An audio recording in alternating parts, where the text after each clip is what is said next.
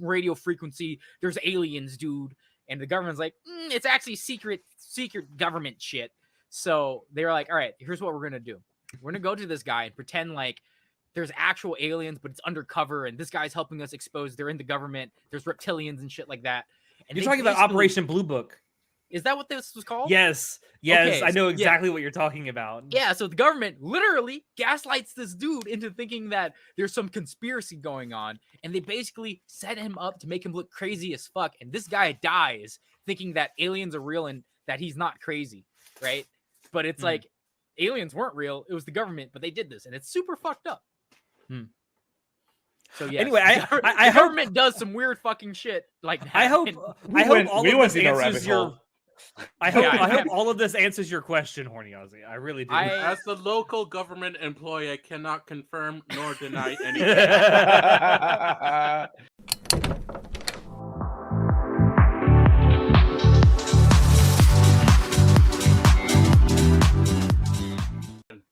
Amaranth, your girl. Amaranth, we're live. Oh, stop. Oh shit! Hide the pole. What did I miss? The fuck? This is what we deal with. This is the whole thing. I can't be on stream. Dude, I'm not ready. Where's my glasses? Jinkies. Chinoda, you just gonna get closer and closer to the camera as we go on? What the fuck? Chinoda, we're live. Sit down. What are you doing? I didn't know we started. Why did we start? Yeah, we're live. What are you doing, dude? Just another stream for Club After Dark. Drinking, yes or no? Do whatever you what want. drinking? WTF. Do whatever you want, man. Give me a sec. I like how he slowly just moves away from the screen, just like. We do not support alcohol. Chinoda being an alcoholic. Words, man, words. I'm sorry. Just before we went live, his life I was insurance. like, I'm one of the beneficiaries if he dies. So like, I'm shit, like whatever, dude. I just wanted to check. I wanted to show the link of the stream, and suddenly it says, "Oh, Amaranth is live." I'm like, "What?" And it says shower stream. Is that a thing? There's no way. That's a thing, apparently. I mean, I guess if you're got like a bikini on, maybe. I don't know. I know bikini like. Oh, she has a bikini. I mean, for research purposes, I checked. She does have a bikini. What else does she have, Natai? No, so on Twitch, there was this person that was like, every time they stream, they have like hundreds of viewers, right? Like upwards, like low is like 100, high is like 700. Hello, Orc. And on what they'll do is like, if I get to X amount of viewers or whatever, I'll reveal something, whatever, right? And she never reveals herself, like ever. And all you see, she is, just like, shows her hand. Yeah, these are my nails, shit like guys. That. And I'm just like, and it's like this has been going on for like half a year. No title cards. No, I'll explain it here in a second when John gets done. No, so like this lady on, I'm not even sure if it's a lady because we don't know what they look like. It looks like a lady. Dude does look like a lady. I mean, it's like I think it was like a face reveal, right? Like we'll do a face reveal at X amount of views or likes or whatever the fuck it was, and it's again been going on for like half a year, and they still have not done a face reveal. And I'm like, I don't think this person is ever gonna do a face reveal, and they're just baiting people. And I'm like, I hate that this is a successful strategy. Sounds where about people right. are like, this person's body is so hot, I need to watch. We need to get this up to so many views so we can finally see their face.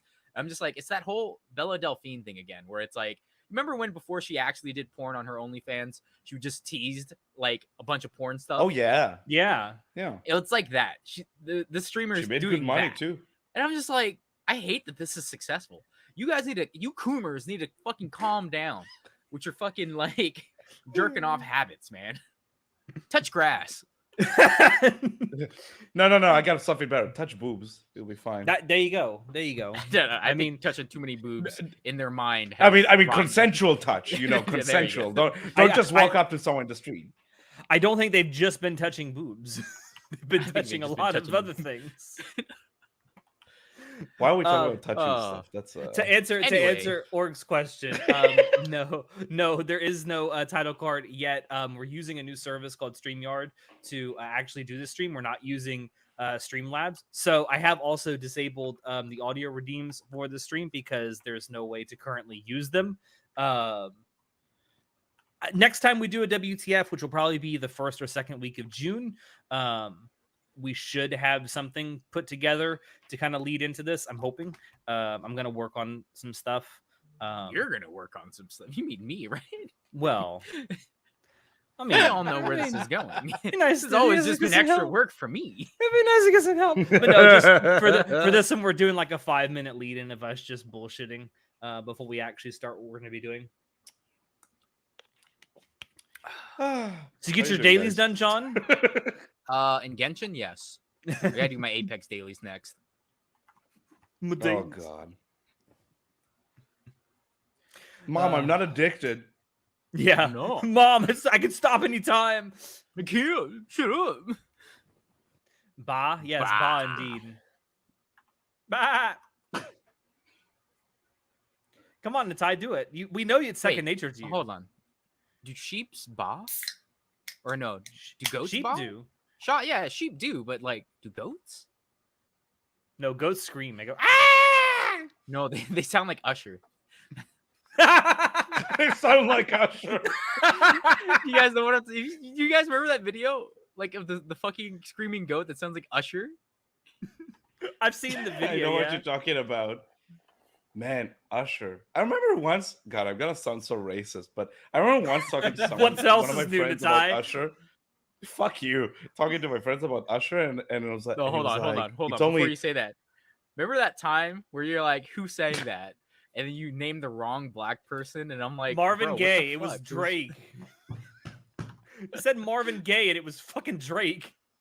Was it? No, I don't remember what it was. But I No, remember it was Drake. He said no. It was no. Natai said, "My mind's telling me no, but my body's telling me yes." Was Marvin That's Gaye? R. Kelly. R. Kelly. You're That's R. racist Kelly? too. What the fuck, That's R. Alex? Kelly? I mean, How I'm do you white. guys It's not in my know your DNA. R&B? I'm white. It's in my DNA, man. I can't help it. Natai Anyway. is a known racist. We know. He hates Jews. Fuck all of you. The point I was trying to make is that I remember talking to one of my friends, and we were talking about Usher, and I was like, "Damn, I haven't thought about Usher for like 10 years or so." And he was like, "Yeah, did you know he went to jail?" Like, bitch, he's the last black person to ever go to jail, you know? I don't know. There's no way his ass is getting to jail. He's like I think about he's Usher like the a lot dorkiest. What? because I think about Usher a lot because I listen to a lot of old Usher, like all He the has some time, good music. constantly. Well, it's like Bro, I'm Confessions. always listening to like freaking Let It Burn. Yeah, obviously. dude.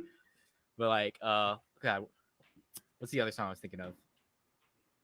Oh no, shit! You I'm got it so bad. racist. I was thinking about Akon. Oh my god! God damn it, Natai, you've done it again. You I goddamn mixed them up again. Hold on. I'm On this episode of How Hold on. Racist Can Natai Be in No, 5 no, minutes? I need to know. Why did Akon go to jail? No, Akon never went to jail. It was Oh. it was a rumor. That's the thing. Oh, yeah, I was telling him. Do you not know that Yeah. Akon is like he's like super straight laced? Like Yeah, he's like you the guys remember the dorkiest song black that singer Akon did? ever. Akon did a song with T-Pain called Bartender. He's like, don't smoke, don't That's drink, right. don't. That's why I don't be by the bar, baby. Just look at you from a distance, looking like a damn star, baby. Yeah, like Anyway. Akon's supposed to be like a teetotaler, and he's like doesn't drink, smoke, nothing. Good on So him. that was the point I was trying to make, but I mixed up the fucking black singers again. Being racist, dude. Natai thinks all Stop black it! people No, look I'm not identical. racist. I promise. I promise I'm not racist. God damn it! That's what a lot of racists say. They're not racist, but But I'm not speaking racist. of that, my one of my coworkers told me a very funny joke. He's like, oh, here we go. how do you know that this is gonna be the start to a racist joke? And I was like, when someone says I'm not a racist, but he's like, no, it's this. And I was like, damn, he's right. That's good. You know the funny That's thing good. about that, John? I know you're right because I've seen my dad do it so many times. God damn it. The prelude to every racist joke, dude. It's fucking nuts. I just noticed your little name cards and they're cute. Oh, thank you. Aww. Shinoda just says he here. You should He just say, here. "Oh Lord, he coming." Here. Oh, All right, boy. we've been vamping for about like 9 minutes. Should we actually get started with the episode? Yeah, Yeah, we have an episode today. Like, what? let's Are we up to just the like racist doing shit. whatever? Isn't this? I what guess. the- I mean, It's a WTF. Am I thought the right? episode already started. listen. Next time we do a WTF, I promise it'll be a little more professional, like 5% more Boo, professional. boo that, I say. Boo that. Okay, fuck you. Anyway, hello everyone, and welcome to Please Anime don't. Club After Dark. Shut up, Nazai. I'm doing the intro. Podcast that delves into all things anime, manga, and talking culture related. I'm your host, Alex. You can call me Senpai. And everyone's here. We got John, the czar of source material. Huh? What? Stop doing your dailies. No, I gotta play Apex. We have our poser extraordinaire, Natai.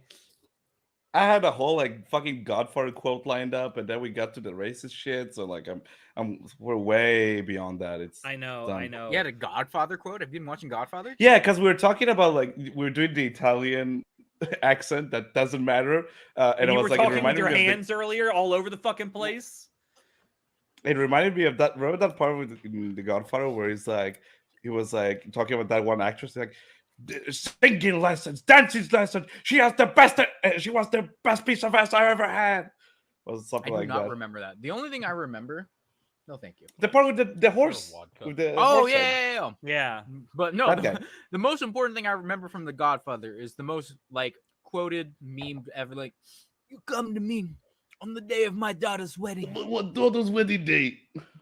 Yeah, that's what I remember the most. Godfather Leave is the such a gun, good take the movie, though. cannoli. It's such It's a a good fucking movie. great movie. Yeah. It's one of the best. We also I've have the never late seen boy. What's that? Wow, you fucking uncultured swine. Anyway, we You have the late child. boy who hasn't seen The Godfather, Shinoda. I forgot to change that nickname. I was originally planning to be late. God damn it. Planning to be Forgot about late. that. This is the only motherfucker on earth who plans to be late to shit. Okay. To be fair, I was at work. I didn't expect to finish early. That's what she said. That's what she said. Yeah, I beat you to it. it. I beat you to it. No, I said it first. Fuck you. God fucking damn it! I thought I had it first. Fuck you and your internet lag. It gets me to the jokes first. God fucking damn it! Maybe I should go back to work. Maybe today's episode should just be canceled. Yeah, I know, I right? know, right? I mean, I'm doing a Also, great job canceling myself live. I mean, so I know, right? It's true. John's girl wants Shinoda to come over for a movie date. That is a mistake because he'll never leave. She would love that. once you go Chernobyl, you never go back. Wow. Let's just leave it on that note. Let's get into the questions that were asked of us on our Discord server for this month, and one of them is actually one I forgot to ask during the last WTF, so I'm going to start with that one. It comes from Classy Ulysses. Which actor would you guys hang out with? Jake None, Gyllenhaal, because- easy. Nah, none. Really because they're all easy. Why Jake self-absorbed Gyllenhaal? Bitches. Bro, if you wanna, dude. So Jake Gyllenhaal is a fantastic actor. He's great. He's great in everything he's in. Even in the shitty movies he's in, he's still great. Mhm. If you're not aware of how fucking chill that guy is and how fucking sweet he is, go watch the Hot Ones episode he just did like a few weeks ago. He's just the coolest dude, man. Like easy. Okay, but Easy, I like, would go drinking with him. oh my god, why do you want to go over there? I'm playing Apex. But I'm gonna speak for half Yeah, of the we can internet tell. when I say Keanu Reeves. Like everyone wants to hang out with Keanu, right? Now this is not just me. I feel like half of the internet wants to hang out with Keanu. I was You're just going probably for right on those something numbers. not half the internet would say. Actually, everyone would. Yeah, but Keanu's so fucking cool, dude. Like, All right, Orc, I'm going to stop you right there. I don't want to hang out with Henry Cavill. There are other things I want to do with Henry Cavill. Bro, paint low figures? key, Henry Cavill is like the sweetest dude ever. Have you seen that video of him building his own PC? Yes, I have. What a fucking cool ass dude. I'm not gay, but like there's an alternate universe where I'm gay for him. It's just like Sure, saying, sure. I'm not a racist, but I'm not a furry, but I'm not gay, but I'd let Henry Cavill fuck me in the ass. yeah, man. You know, it's like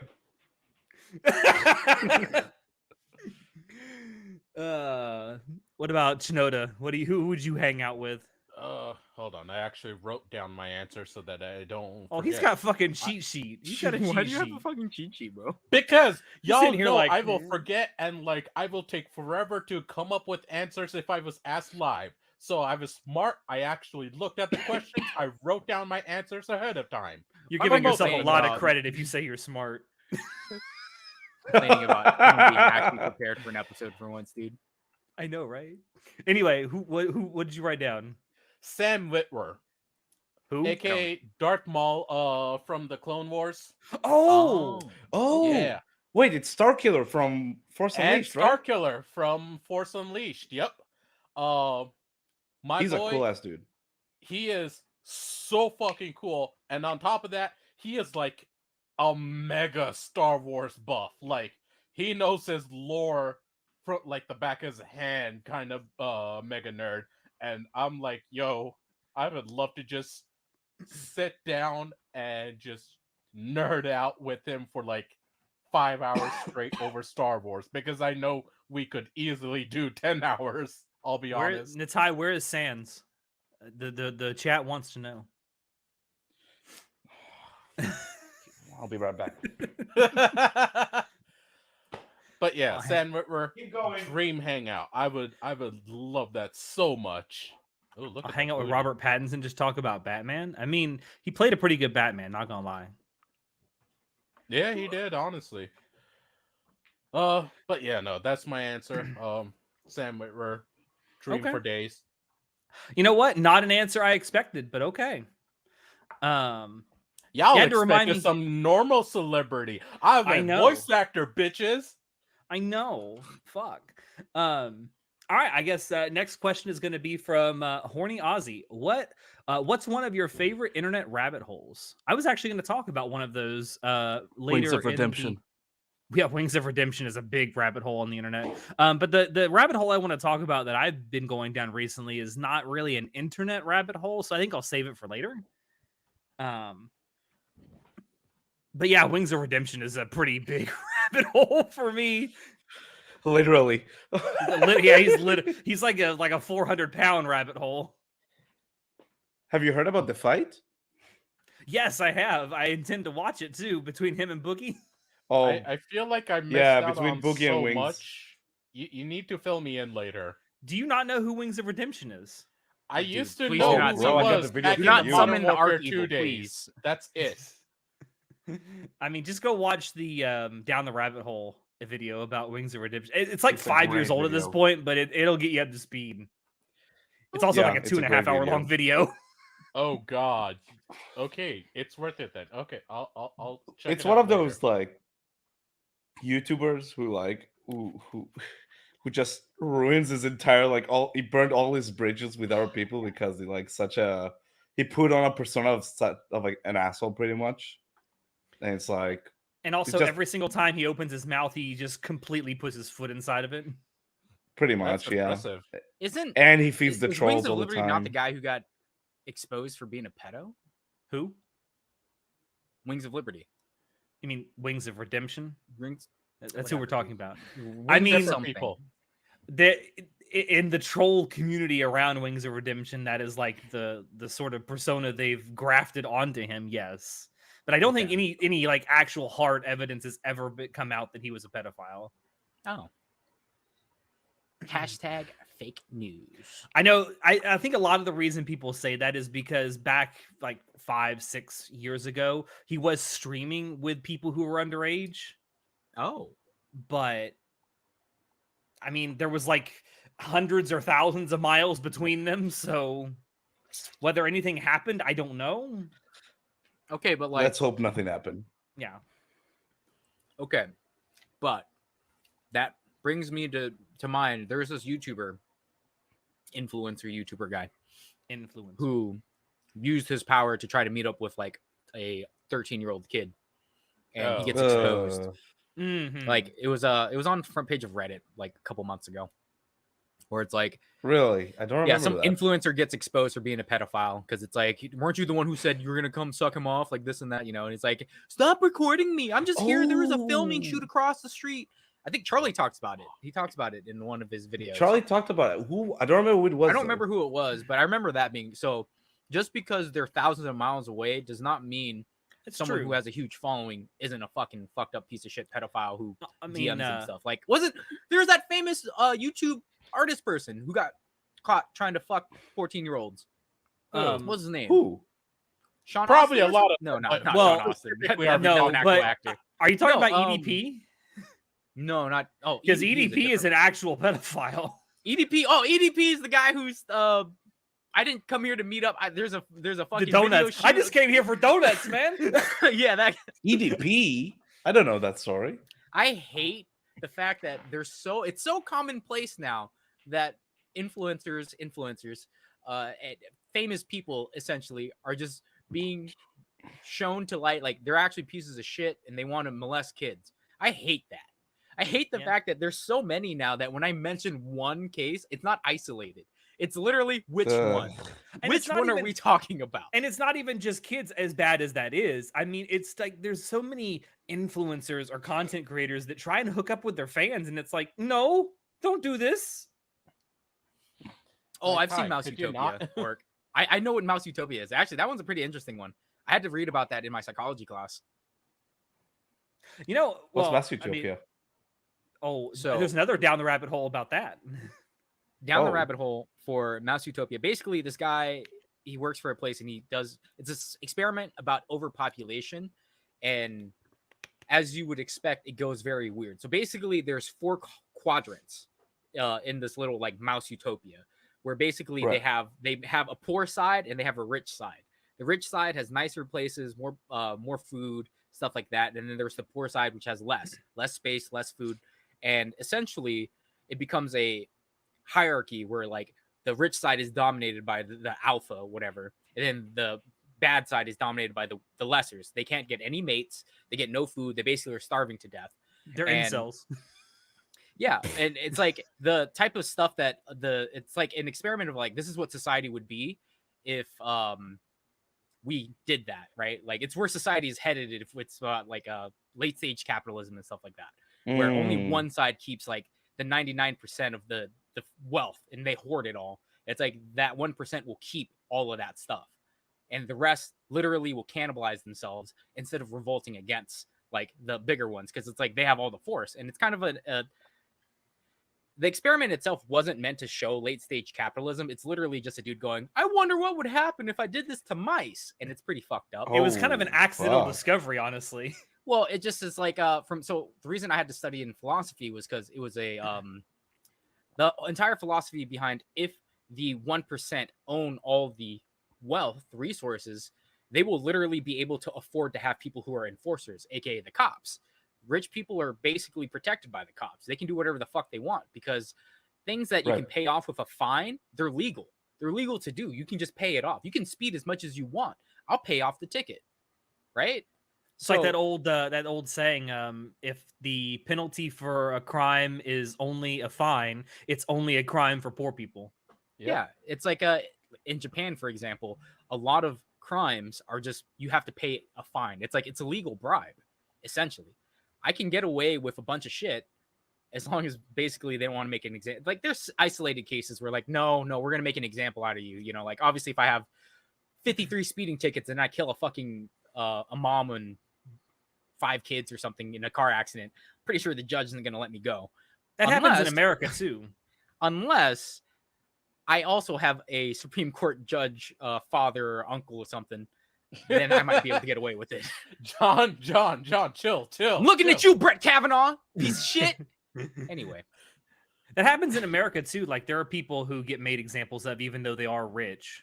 yeah, that's because it's not. So I think people need to understand that there's a difference between someone who's rich and someone who's powerful and rich. Mm-hmm. And someone who's Yeah. powerful. Someone who's powerful could be anyone. It could be a gang leader. It could be anyone who's a pillar of their community. Someone who has other people to back them up and has connections. Like Right, it Martin could be Luther any- King was pretty powerful. Look what Right. happened to him. And you can also just be rich. Like think celebrities, like any type of celebrity, basketball stars, movie stars. They're rich. I wouldn't necessarily say they're powerful, but they're rich. They can get away with quite a lot by just having money. and just They're having like powerful in terms of social influence, but yeah. that's really But it. then you have the actual powerful and rich people, like your congressmen, your Supreme Court judges, people who are essentially untouchable. Because I remember there was, like, for example, there is a video of this judge he gets caught speeding in a zone, right? And this cop stops him. He's like, "Hey, you were speeding like 27 over the speed limit."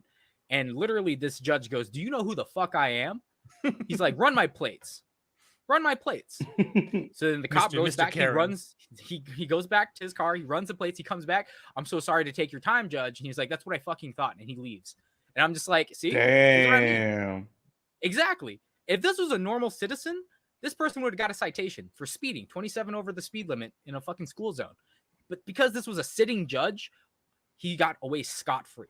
And this is recorded. This is on the dash cam, and you can the cop has an actual. You can hear him. The cop was wearing a body cam. I remember this video coming. So, out. and it's just like, and that's for anyone who doesn't know, that's what being powerful is. Being able to walk away from consequences because of your position and the knowledge that what you are capable of doing just scares people. It deters you, right? It's literally that complaint whenever you hear like something like maybe someone rich, or like maybe you're charged with assault, or maybe like something they would do, and you'd be like, if I did that, I would have been thrown in jail for like a shitload of time, and they wouldn't. Previous president of the United States. Well, Guys, so the thing I'll about let- no, let me explain something. Okay. So the thing about what Trump did is not unique. Okay, Yeah. A lot of presidents bring classified documents home. Every single one of them has, actually. Obama did it. Joe Biden's surely done it. Not just presidents either. Like, A lot of people do. yeah. But what he did was he lied about it. That's and what he was also most people- stupid enough. He was stupid enough to be public about it too. Yeah, and that was the I issue. mean, it's not only that. It also that he used the funds for his campaign for his own like benefit or something That's like a that. whole there's a nother bunch of- thing. Is that also part of it? Oh, that happens all the There's- time. there's so many But things. No. But like when Bill Clinton got impeached, it wasn't because he got a blowjob from Monica Lewinsky, right? It was because he lied It's about Lewinsky. getting it under oath. That's why he got Yeah. impeached. You can't lie. Yeah. So, pro tip: don't lie. Just don't tell the truth. And if you want to handle Pro your tip, PR, Don't call rape me. people. Yeah. I Pro tip: can- don't rape people. That's a great great pro tip. Don't rape. Whoa! When you're rich and powerful, that's a very hard thing to do. Yeah, I know, dude. What the fuck? I mean, when you're rich and Did you powerful, see that video sometimes... of Oh, go ahead. No, just very quickly. Have you seen that video of Harvey Weinstein when he was walking to court? He was walking with the fucking like The walker. the fucking Oh, yeah, walker. the It's like, line, I yeah. couldn't rape her. I have a walker. It's like, fuck off, you piece of shit. But yeah, I'm rich. My life is so hard. I have to destroy this like 300-year-old bridge to get my yacht through it. It's such a hard thing being rich and powerful. You joke about that, Nitai, but that is a legitimate thing that people will do. They'll pretend to be like disabled in some way because they want to garner pity, and two, want to kind of show like, oh, but I couldn't have done it. Please be nicer to me. I'm disabled. now." do it. I have a I'm serious. That's something that they'll do. Like the same thing happened to Disgusting. Bill Cosby did that. Bill Cosby. I was like the Puddin' Pops guy. Puddin' Pops. Puddin' Seriously, Pops. also did that? Yeah. Oh yeah, Same when he shit. showed up to court, he looked all frail and the shit. He's Yeah. like, oh, I'm so frail and old. I'm like, here's a picture of you last week on the beach carrying some fucking young thing. Like, bullshit, dude. And then you just go. Some people just go the old Alex Jones route and just throw shit inside the courtroom. It's fine. It's fine. Yeah, no, that was, bro. You want to know how to get thrown out of court and fucking just more It was the globalist. flip out at the fucking judge. Do it. There you Yell go. at the Look judge. at Throw yeah, shit. JFK. I mean, the dude talked about dismantling the CIA. I mean, Yeah, look see, what happened. JFK's problem was that he stopped. First of all, we all know the CIA killed JFK. They literally said, "Yeah, we killed him." Oh, here we fucking go. I like the what is it that Joe Rogan says? Right. I think what happens every time we get these presidents in here, despite how lofty they talk about what they're going to do when they're in in office, the second like the second after they get inaugurated, they get sit down in the Oval Office, and someone from the CIA shows them a video of what actually happened to JFK, and then the CIA agent just goes, "Any questions?" That'll be incredible. I hate that it's true, but it is true. Like the CIA, listen, the U.S. It has was a lot of never principles. proved. Come on. Yeah, it was never proved, dude. Have you seen the JFK We're not. files? Listen, we're not the Joe Rogan podcast. We're not going to go into conspiracy theories No, like this. it's not a conspiracy. Yeah, There's not and enough Gerald meat in Ford the air. and Gerald Ford wasn't a CIA Listen. asset either. Listen, there were 2 shooters that day on the grassy knoll. Anyway, Jesus The only JFK I'm concerned with is the one with Kevin Costner. You know. I'm That's a good saying movie. there are a lot of things that the government is doing that maybe even if you are president, you shouldn't tell them to stop doing it. For example, if let's say I was in charge of a place called, I don't know, Area 51, and we actually had aliens there, I probably wouldn't tell people, like, yeah, we have actual aliens. Because that's stupid. Why would you tell people that? People are I going to think freak Then the don't fuck be out. I surprised think that they're going to people try to start get, like, fucking Naruto try run to get into some- Area 51. Yeah. I think the thing with like telling the public that aliens were at Area 51 was actually genius for covering up what was actually going on there, the secret military research. I do know that there was a remember watching an episode of, I don't remember what it was, but essentially what happened was there was a guy that they actually gaslit into saying like, oh, there's aliens are real. And they fucking like, Oh shit. yeah. They're like, this is the perfect cover story to just be like, oh my god, I'm being shot. I'm dying. Oh my god, man, get off the game. No, Amateur. We're on an episode. Amateur. never. Amateur. Absolute anyway. amateur. You call yourself Asian and you can't So- play a game and talk at the I same know, time. That was an Bro, I'm HW playing Shame against on reference you. to I'm anyone's playing watching. against other fucking master rank players. This shit sucks. My team literally died on drop anyway. But so I think this happened in the 60s or the 70s, and this guy basically he picks up some weird frequency, and he's like, I think it's aliens. It was actually the military testing some weird ass tech.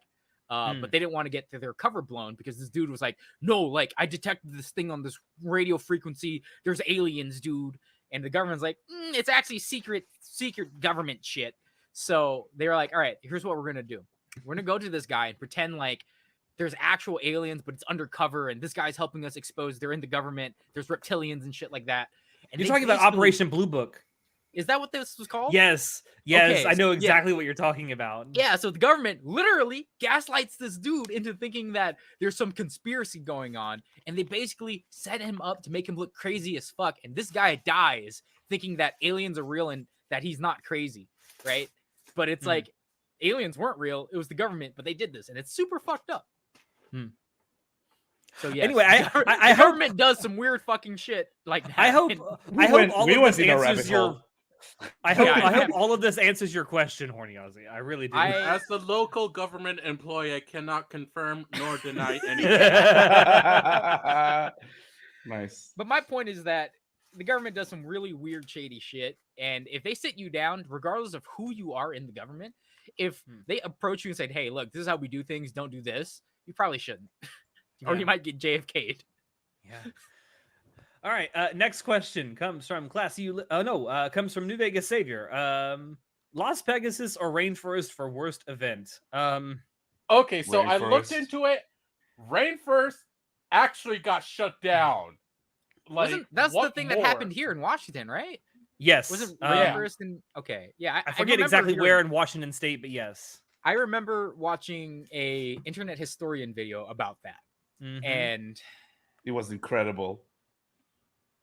I mean, I don't want to point fingers and say like furries are the most degenerate bunch of weirdos on the internet, But but But the shit Wait, that to the people build it did at for me. Rainforest. What? he had to look around and make sure there were no furries. you had to look around. Yeah, Rainforest was disgusting. I think yeah, like the pure degeneracy in Rainforest was probably the worst. The fucking diapers. But- Um, I have to be right back. crunchies. You guys continue on. Okay. I'm gonna like push back on this a little bit and say Las Pegasus was worse. For Oh, one really? for a very specific what was reason. the Number story one, of Las Pegasus? Because I'm not familiar with it. I'll get to it. So Las Pegasus was only an event one time. Rainforest went on multiple years. Borf. The one that was so infamous was just the last one.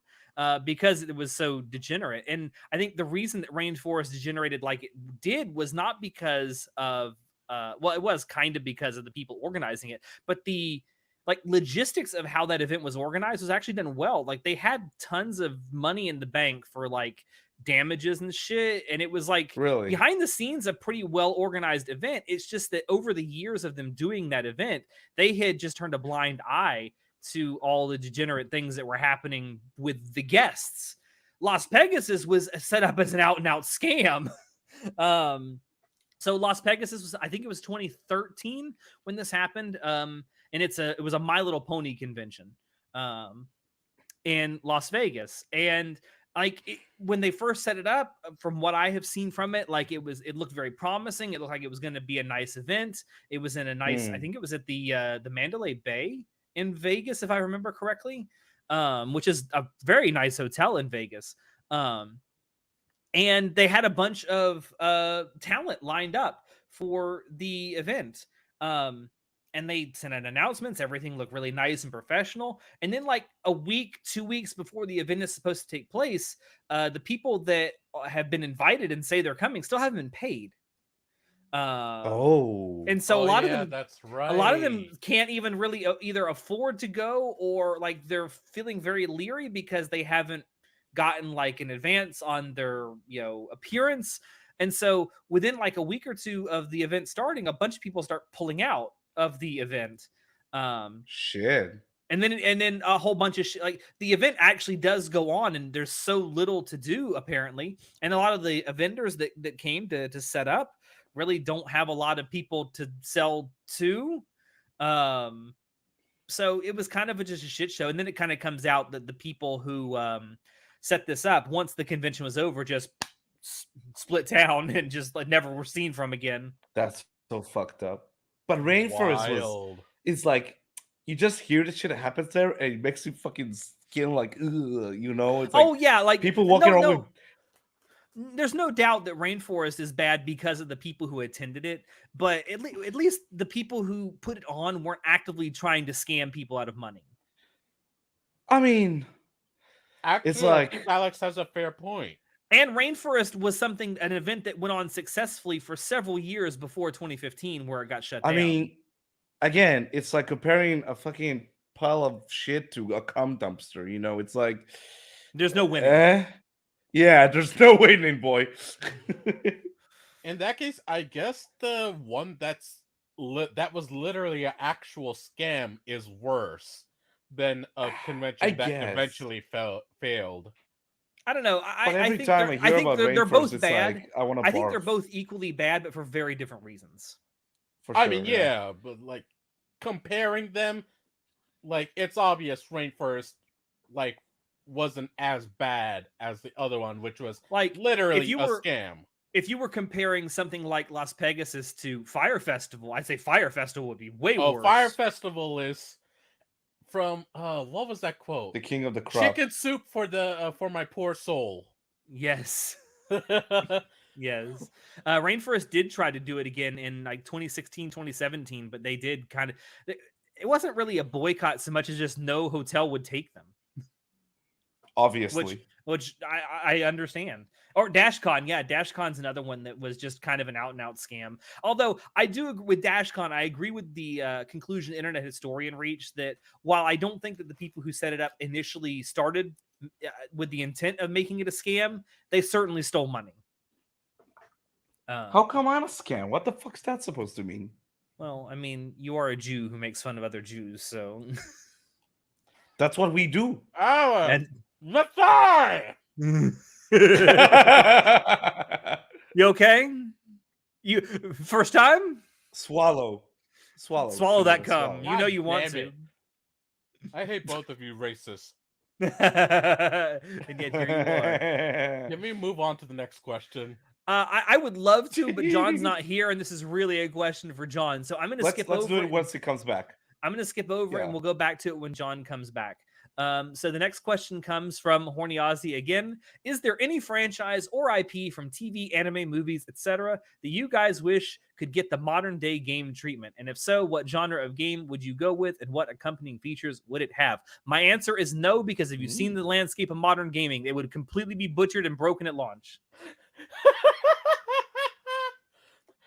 I actually thought of that as an answer. I was like, there's a lot of things coming out that are just bastardized or like coming out super goddamn broken that it's just not worth it. Okay, would I love a RP, like a single player RPG in the Star Trek universe, like along the lines of something like Star Wars Knights of the Old Republic? Absolutely, I would. Do I trust anyone to make that game without it being broken as fuck? No, I don't.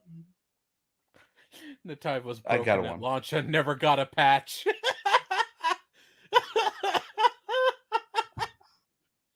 Damn, It's son. not that funny. It's not that funny. God fucking damn. Conker's remaster. It's never gonna happen, Puzzle. It's never gonna happen. Never gonna happen. Good games don't get remastered. So I have a question. You guys remember Code Lyoko? Oh yeah, I love it. As a kid, I wish there was a video game of that shit because that looks so fucking cool. I don't know which studio, like, I trust them with pulling that off, but I love a fucking, like, just a cool ass action, hell, like, character action game. You can't even trust a AAA studio to do a remaster right of their own fucking game. Bro, I'm looking at you, fucking Naughty Dog. Great.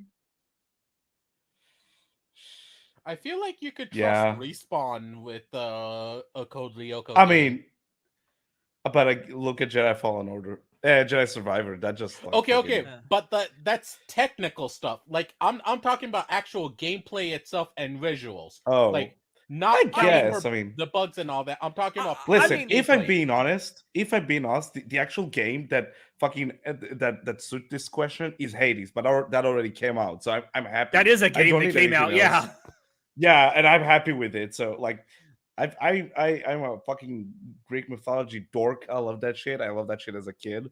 And Hades is that, but perfect, and I love it. And I do remember the KOTOR remastered announcement from 2 years ago. I know it's never going to happen too. Yeah, it's not. Isn't that like something happened with that studio? Like, there's some. I think that a lot of the people that were involved with that project ended up leaving the studio, and they're just like, "Fuck this, we're not going to do it anymore. Fuck this shit, I'm out." Exactly. Oh, there we go. Welcome back, John. I do have stuff to say about Survivor. I'll get to it later. Now, my answer to the question, Alex, you're gonna like this. I want a strategy /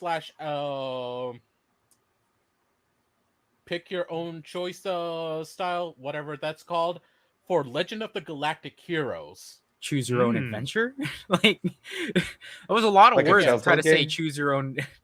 Yeah, an RPG in that universe would probably be pretty good. Yeah, no, I fucking love. Me and Alex absolutely love Legend of the Galactic Heroes and like all of its universe, the politics, the drama, the just the war itself. It's amazing. And I can imagine a game based around that, especially a strategy game.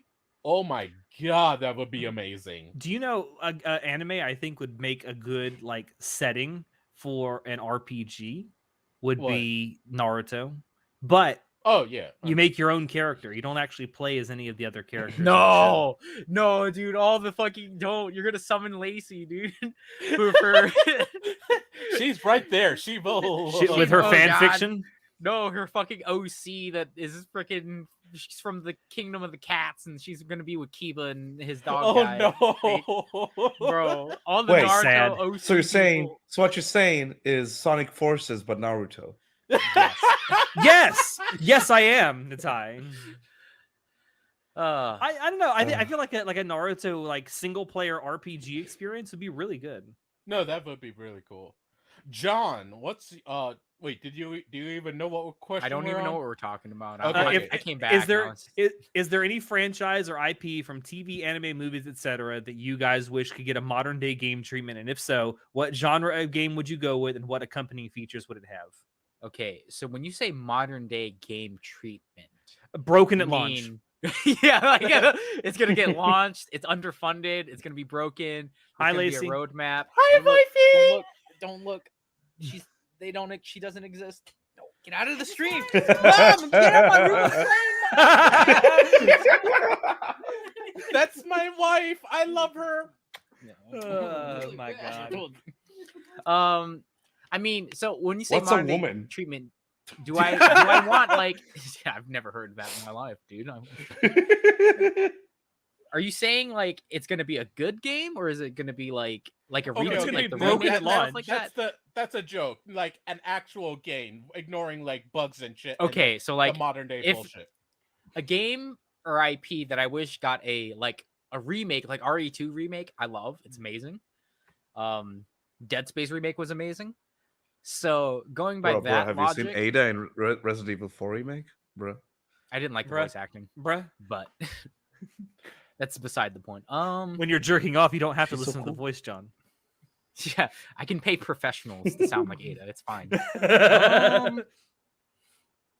I think seeing Robotech in an anime would be really cool. I haven't seen a good like Oh, because if we're being That's completely all honest here, reference. the because Robotech is what's Macross is spun off from, I believe. Yeah. Macross Frontier and stuff like that. no, isn't it like American producers took like Macross and changed it around? It's a They made spiritual Robotech? successor to Macross. I swear Robotech was like the first in the series to Macross. No, but Macross is it the was other way? first, and then Okay. I think it's if the I'm other way not around. mistaken, I think. Okay. I don't think know. so. All that matters is both of them are old as fucking I dirt. just want a mecha anime that isn't like I love Gundam. Don't get me wrong. I think the political intrigue and the story, the human element to it is really good. However, I kind of just want a mecha that's just about fighting other mechs. Like that's it. I don't need any deeper meaning. Like I don't need a political revolution happening in the background. Robotech is Okay. made from 3 animes. Okay. Cross, What Southern anime Cross. are Yeah, you yeah. thinking of? Okay. Yeah, I, but I like, didn't realize that. I really liked playing the Robotech games back in middle school because I had a bunch of old games from like PS. I think it was on my PS2. I played Robotech on. I can do Um, it too, Natai. Yeah, that's a point. I So- did a Jamie pull that up. Jamie, pull that up. Okay, did you pull it up? Yeah, I pulled up Robotech. The Okay. show was Sean. adapted from 3 original, distinct though visual similar Japanese anime: Super Dimension Fortress Macross, Cavalry Southern Cross, and Genesis Climber Mospeda to make us suitable for Man, syndication. Natai, it's almost it like took our 3 fucking shows. viewers are telling us the exact same thing in chat. I was looking for like more information. Jamie was on So- top of it. I personally would love to see Robotech as a video game that got remade, just because I really liked playing it. That's my Okay. point. Thank you, Okay. Orchid War, by the way. I'm I also didn't gonna look at say a chat. second one, because when John said that about like something other than freaking Gundam, I was like, it just popped this very specific anime into my mind that I haven't thought of in like so goddamn long. It's called Basquash. It's about mechas playing basketball. It's What the fuck? on the moon. On the moon. I mean, that's kind of cool, I guess. This is like a JFK fever dream. Jesus Christ. No, It because is like if you so think fun. about it, so for for Gundam, for example, a lot of their video games are either they're rooted in the whole like the political revolution happening in the background and you just play through the story, or literally they're just beat 'em ups, right? Like they have the Gundam Dynasty Warriors Gundam 1. I forget what that one's called. What? But You just had a new Gundam that's literally Overwatch with Gundams. yeah, It just so came I'm out like, last year. yeah, but I'm like, but it's not just like Robotech. I want Robotech style, like, because maybe it's because I've been watching videos about that new FromSoft mecha game, Armored Core. Armored Core, and I'm just Yeah, like, this Armored looks Core's sick sick. as shit, dude. I want to play this, and then it made me think of It Robotech, does. and I was like, I kind of want to just play Robotech. Like, give me Robotech the game. But no, you reminded me of Basquash, John, and I'm like, you know, I hate sports games, but I would play Basquash the video game just to. Bro, you don't Just want to for the pay shits and 60 or giggles. no, it's $70 now for video games. You don't want to pay $70 for the same FIFA game for the last 20 years. You don't? Are you serious? You don't have to If pay I'm a extra if you have sucker, Game yes, Pass. I do. You don't have to pay extra with Game Pass, just saying. You think they Alex have has seen enough the light brain with cells Game to Pass? do that? I have Microsoft PC Game Pass. Yeah. No, I'm Nice. not saying you. It's a I'm good saying deal? that audience. See, you can clown on sport games all you want, but FIFA is one of the best-selling game franchises around the Yeah. world. Yeah, it's true. It's not even close. Because they got that gotcha element and they suckered these idiots into It's not it. even that. Like the people who play these games buy like every game that comes out every year. Mhm. Yeah, because there's they'll like buy new updates anything. to.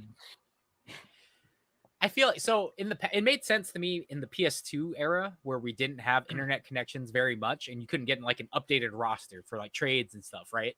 Like Yeah. in the next season.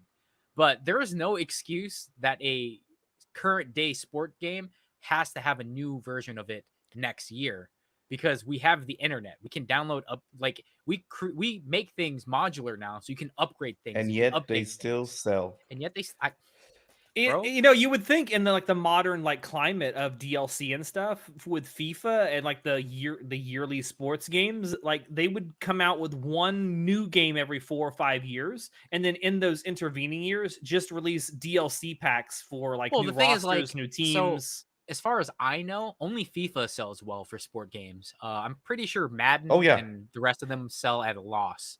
Madden used to sell. Oh, I at a don't know about profit, that. though.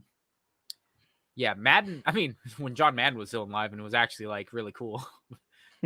John Madden. I mean, I played enough Madden to know that like I reference Madden video game stuff in real football when I watch. Where I don't remember the game. I don't remember who was playing. I'm pretty sure it was Aaron Rodgers and he was on the Green Bay Packers. Yes. But basically, he did a Madden play where it's like 2 touchdowns in like less than a minute. And I'm like, dude, that's Madden shit. Like that's You're a putting John Shinoda Madden to play. sleep with sports talk. I don't care. I need to talk about sports. No one else talks about sports other than me and Alex. Like Yeah. you guys need to get into sports. But I remember Hey, watching that game. I got Natai into What kind of baseball. weeb are you? There's many type of weebs, all right? There's sport weebs too. But Let's I go got Mets. Natai is into that baseball. I'm so happy about that. Let's go, Mets. I have played at least some Madden games to be like I can reference like video game elements from Madden because when you're playing the Madden football game, there used to be a thing where you could ask like John Madden what he would do, right? And every single time he'd be saying the stupidest fucking shit. Like, oh, you're down fucking 13 points? Well, just run 2 Hail Marys in a row, dude. Fucking It's score fine. points. It's fine. I'm like, That sounds like realistically, a- you cannot do that in a real game. And I literally watched Aaron Rodgers pull that shit off. And I'm like, God damn it, he did a Madden, man. He pulled a fucking Madden. That sounds like impossible a shit, philosophical dude. question. It's What like would what Madden John do? Madden would do. Yeah, what would now, Madden do? and now whenever I see my team losing by a shit ton of points, I ask, what would John Madden do? You know what's the problem, John?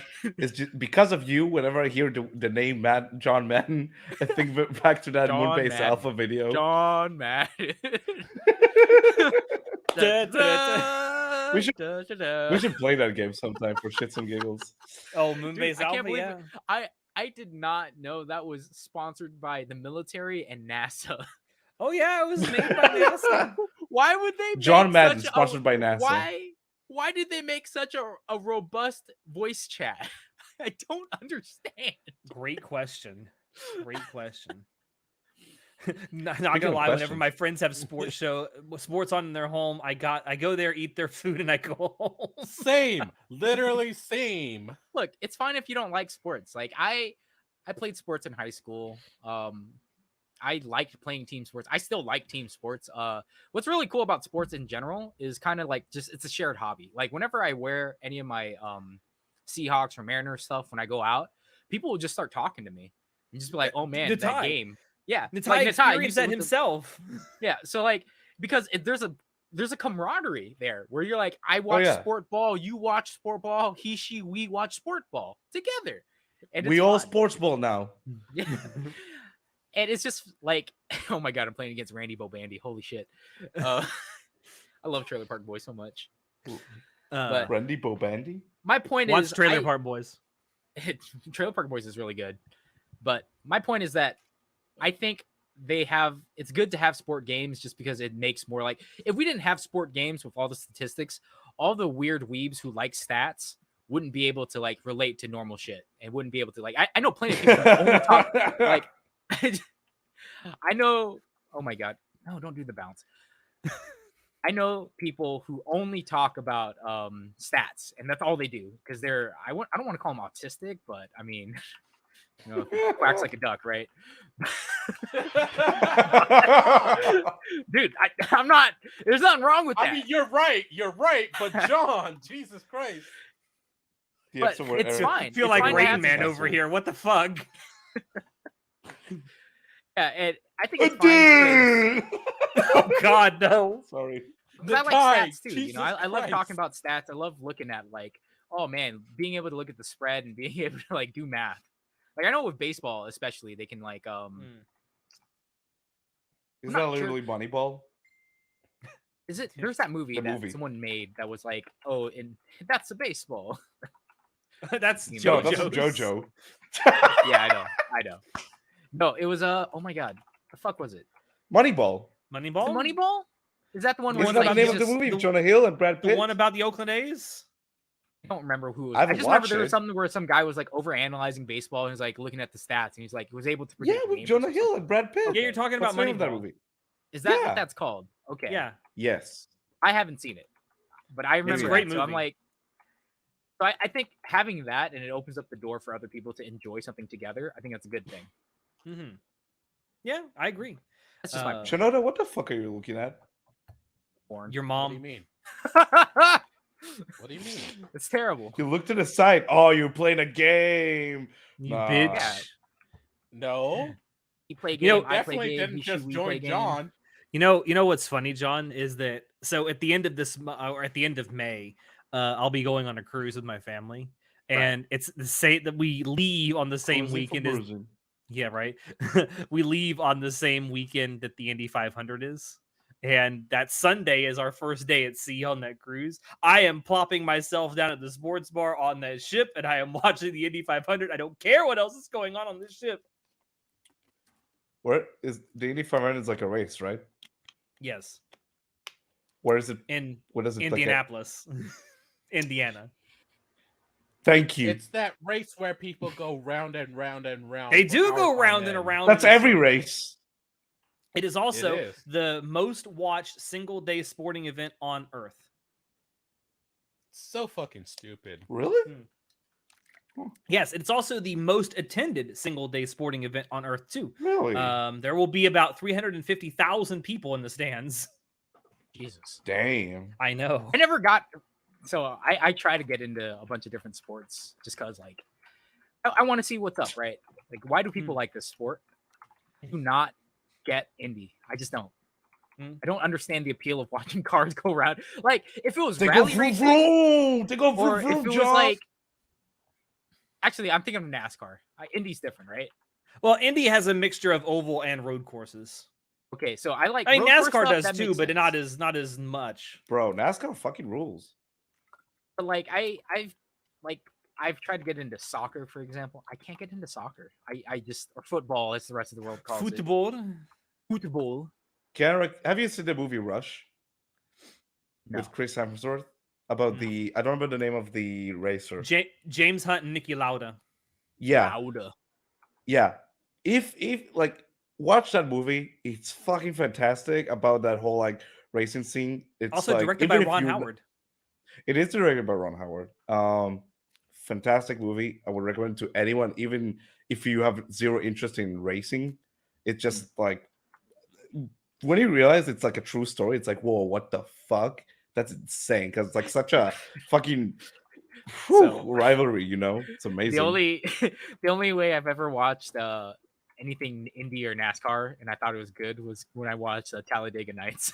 Talladega Nights. Let's go. The hell is that? evil on me, Ricky Bobby. Oh, Ford versus Ferrari is also a good movie about racing. Yes. Mm. I've heard good things about it. Yeah. Yeah, Ford versus, and that's also a true story about the development of oh god, what was it called? The car that they went to Le Mans with. I can't remember what it was called now. I don't know. I haven't. Anyway, What's but yeah, Oh. it's a great movie. I highly recommend it. Anyway, What's we the should move on to Calgate, another question Cal- because we're almost an hour in and we've only answered 4 questions. Oh god. Because we spent the first 30 Nice. minutes just riffing. All right, so this one is actually I think more directed at you, John, and I kind of skipped over it. Wait, while we you were skipped gone. over one question for John. Oh, the Mon one. I'm getting okay, to sorry. it. Yeah, that's the one. You fucking sorry. delayed bitch. So John, Classy Ulysses wants to know who's your favorite manhwa waifu? Think about the Mon was I read. Hold on. I don't read any of them, so I can't answer this probably- question. Me neither. I really like. So there's one have you been reading Overgeared or Omniscient Reader's Viewpoint? Not at all. Bro, both Okay. of these Ariel read. He knows about him. I have no. Okay, so God damn Omniscient it. Reader's Viewpoint. I really love Yusung-ah. She's fucking amazing. She's super smart. She's cute. I love everything about her. She's perfect. She's basically my wife. My wife. My wife. Okay, I guess that's the answer then. Moving on. Yusung-ah, yeah. Yeah, because the rest of us don't read any. We don't read manhwas. manhwa. I'm sorry. You guys know how Um, to read? Yeah, I know, right? yeah. Next question also comes from Classy Ulysses. Which would you choose as a weapon? A lightsaber from Star Wars or an energy sword from Halo? I would say Halo's Lightsaber. energy sword because it makes a nice little satisfying sound when you go swish. What do you I mean? think that's really lightsaber hard for makes me the best because sound? like I don't really watch anything related to Star Wars. Bro, but you know the sound it makes. The vroom, vroom, You know what a vroom. lightsaber is, right? Of course, I know what a lightsaber is, but like I don't know how well it performs because I don't care about what It performs looks like or well. sounds like. You can, bro. It performs so well. You can dual wield. You can like have like double edged one. It's so fucking cool. It has so much like you can do it so many different ways. There so are light effective at- whips. It's so effective it cut a guy in half and he still lived. Yeah, but Well, like, that's a whole how- nother True. thing. But then energy swords. I mean, I like Halo more, so I'd obviously say that. But I want whichever tool is more effective at doing what I need it to do. How about that? Lightsaber. I would I will honestly say- say that's the lightsaber. Like I will say though, in terms of a silhouette, the energy sword does look a little more intimidating than the lightsaber. oh, absolutely, absolutely. Yeah, because the lightsaber is literally just a stick. You know. Yeah, it's a stick that glows, basically. Yeah. Yeah. Like your dildo. What? I thought you didn't go in that closet, Natai, while you were here. I never Lightsabers left. have unlimited hits, while the energy sword have a few hits. I mean, yeah, but that's just gameplay Oh. mechanics. All right. Next question comes from Horny Ozzy. What's your favorite moment from an anime series, either from a favorite show or from any show within the last 10 or so years? Can we do a? Oh, we did a hype moments episode. We did a hype moment. So this is just a general favorite moment from an anime Oh, series. so not a specific moment, more a set of scenes in a episode when Kana and Kobayashi in Dragon Maid was together and just having their mother-daughter time. I freaking loved it. That was like, that's one of those scenes that just touched my heart in like ways I did not expect, and I was like, yo, this got me crying. You dirty lolicon. I mean, what? Hmm. Excuse you. That relationship is pure and wholesome. Fuck you. Actually, I do have an I answer. have one. I have one too. You go first. We've talked about it. We've talked about it on this podcast. So one thing I really like is when voice actors just absolutely nail a scene. Like it's so satisfying to see. And it's a scene from an otherwise mediocre anime. And if you haven't seen this scene, please go look it up. It's one of the most well voice acted scenes ever in anime. It is from an anime called When Supernatural Battles Became Commonplace. I knew you were gonna bring. You always bring this up. I Every do single because I time. It's love a, this I mean, scene it's a so good much. scene. It's a good It is scene. a Um, good scene. Why I does knew this it was sound gonna be the familiar? Supernatural. It's a and scene that's not where even one the of them- best part about this freaking anime because, like, No, it's first and not. But the foremost, scene is voice acted so well. I think that so with Supernatural, when Supernatural battles become commonplace, was really mid until literally the last episode where it like sets up a bunch of shit and you're like, yo, what the fuck? What's happening here? It sets up a Like- second season that never happened. Yeah. Read the source material. It's one of those like go read the source material. And it's like, ugh. You know, And until I dread recently, that. until very recently, it was the only adaptation that Trigger had ever done. This was the second anime that Trigger ever made. Were they They made like it- full on like the main studio, or like assisting? No, 'Cause they were that's the main studio. It looks nothing Interesting. like a Trigger anime either. Like it looks like a generic anime. Hmm.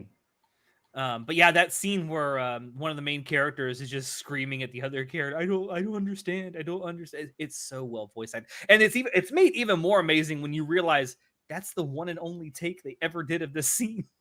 Was it one Really? take? Phenomenal. It Yeah. was one take. It was the one and only take, and like everyone, and there's the voice actors behind that character has said in interviews, like everyone in the studio just stopped what they were doing, and this like an absolute awe. They all of just that. like. I get that though. When you Yeah. see something beautiful happening, you just got to stare, right? Yeah. No, yeah, that's art. And she also like right after because she's screaming throughout the entire like scene, and like I said, it's done in a single take. The last like 4 or 5 lines she did on a single breath, and she like almost collapsed when she finished reading the line. Yeesh. It's Is that great. isn't it's kind of Hanazawa, right? Who's voicing her? I'll look it up real quick. Jamie, I'm looking that up. I might be wrong. I don't think it's Kana Hanazawa, no, but it is someone I think that we would No, recognize. it's the person who voices Ayaka from Genshin. Hold on. She's the younger sister from the one where From what? she loves the Oni-chan, the Oni-sama girl. What's her name? It's Saori Hayami is the voice Her. actor. Oh Sorry. my girl, I know who she is. I don't know her name, but I know the character she Yukino. voices. it's Yukino Yeah. from Yukino, Snapchat. yeah. It is. And you're from Spy Family. It is. Yeah. Yep. Oh, The one who does Oni-sama. See, I know her voice. I just don't know her. But yeah, that's got to be one of my favorite moments from like the last 10 years. And in fact, that anime will be 10 years old next year. Holy shit. Jesus. I got one. Okay. So very mild spoilers for JoJo, specifically part 4. I think I know where this It's is like going. it's not necessarily like a scene, it's like a moment. So you get to the end of the show, and as JoJo tends to do, like they fuck around with the OPs, let's just say. That moment near the end of part 4 where they do that shit, I was watching. At that point I was like watching it weekly. I literally like got up from my chair, like fucking scream, like it's amazing. I was like, it was so hype. I was losing my mind. Definitely one of my favorite moments like ever. Of like it was also like the good old JoJo Fridays of like you had that build up every week with all the. I think memes every for the new JoJo, episode. every moment in JoJo where the main villain takes over the OP is always a really good Incredible. moment. And Yeah, it's even all of better them in are part awesome. 5 when the main JoJo takes back the OP in the It's final so good. episode. So fucking good. But yeah, That's really cool. Yeah, definitely that cemented part 4 is my favorite as well. I love that sequence as a whole, and JoJo part 4 is incredible. So yeah, I like that one a lot. I guess I'll move on to the next John? question. Oh, John, Bro, I'm do you playing guys- Apex. Okay, then I'll move on. No, distract him. Ask Mom, him. I'm playing Apex. Oh, I had to reload. I had to reload. Get out of my room! I'm playing Apex. John, what's a favorite moment? Come on, give it to us. Anime? I don't Professionals. I really I'm being completely honest, Edgerunners, the last scene where we're just watching Lucy and she goes to the freaking where she wants to go, Yeah. Spoilers. Yeah. Spoilers. I'm trying not to spoil Good shit. it, Yeah. but Spoilers for Yeah, something that's that's almost good a shit. year it's just old so now. beautiful. All right, well, the next question is from New Vegas Savior. Even though anime is mainstream, are people beginning to lose interest in anime? I don't think so. No, it's bigger than ever. Yeah, I mean, there's more people watching it. I mean, I will say the people who are making like anime centric content on YouTube, maybe people are starting to get a little bit tired of that. I don't know. When you consume it so much, you get burned out from time to time. Yeah. It's like Also, Okay. Orc wants you to carry him in Apex, John. I'm trying so hard, buddy. There's only so much I can do. I'm not that good. I don't know if that's more of a self burn or a burn at you, Orc. It's a bit of both. All right, I actually have an answer for this. It's the mainstream stuff that's kind of been gone for a bit. AKA the basic bitch animes like AOT or Jujutsu Kaisen, like just stuff What are you like that. talking about? Jujutsu Kaisen coming out in like 2 months. Yes, it is. It's coming back, but it's been gone for a while. You feel like No, No, I because don't. Demon Slayer has been doing Hella numbers. Gigabusters numbers. Yeah, you know. Yeah, And- no, and but like that's Chainsaw actually Man? back. Suzume is doing phenomenal at the box office right now. Like anime It's is like it just bigger than passed ever. like what 400 million, something like that globally. I'll check. I think if we're talking about just the normie popular circles, 300 and like million. I do have contact with some of those. Oh, do you? You have sources. I do have Host Club sources. remake. No, Absolutely. absolutely not.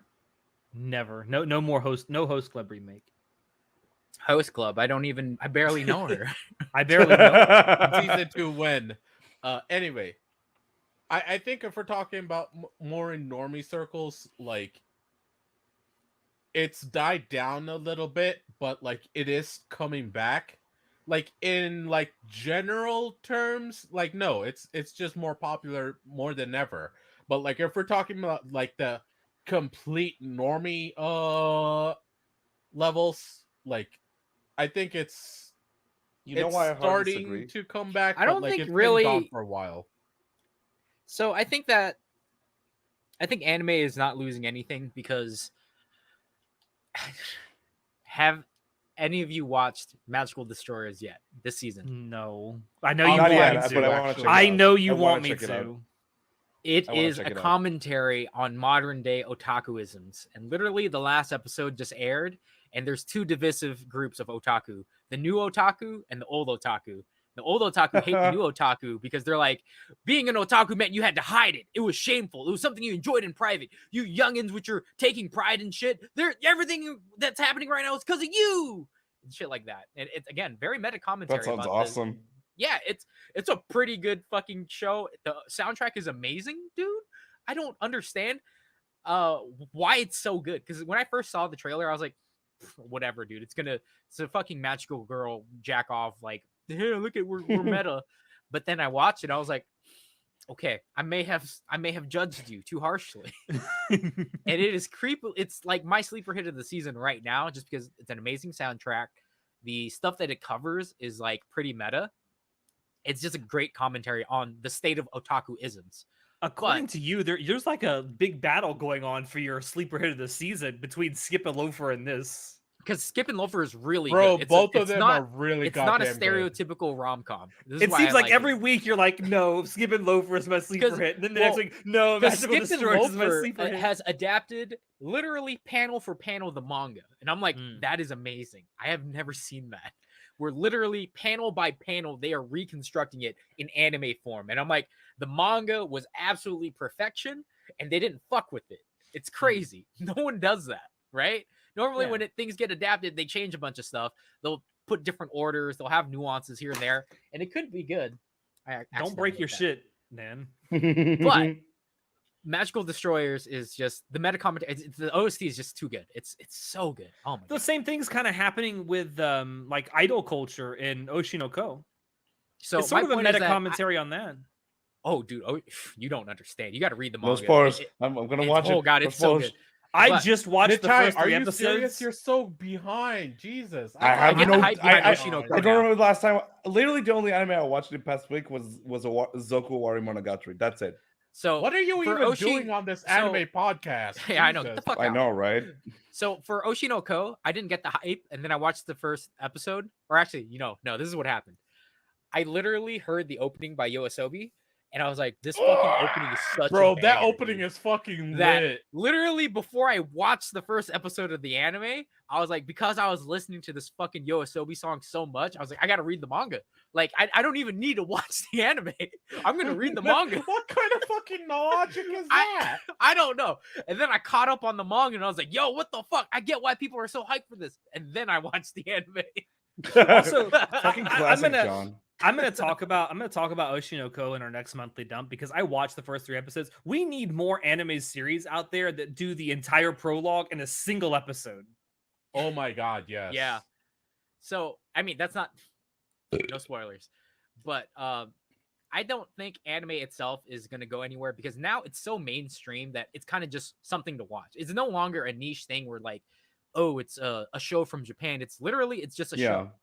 No one really like cares that it's anime now. It's anime has been so ingrained in our culture. Like for us, it was just cartoons, right? It's back to the days where when we were like 5, 6, 4 years old, watching cartoons, and they were just cartoons.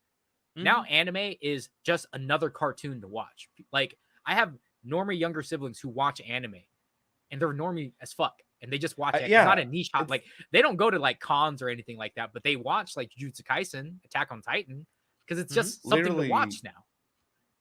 Literally, one of my buddies was one of my best friends.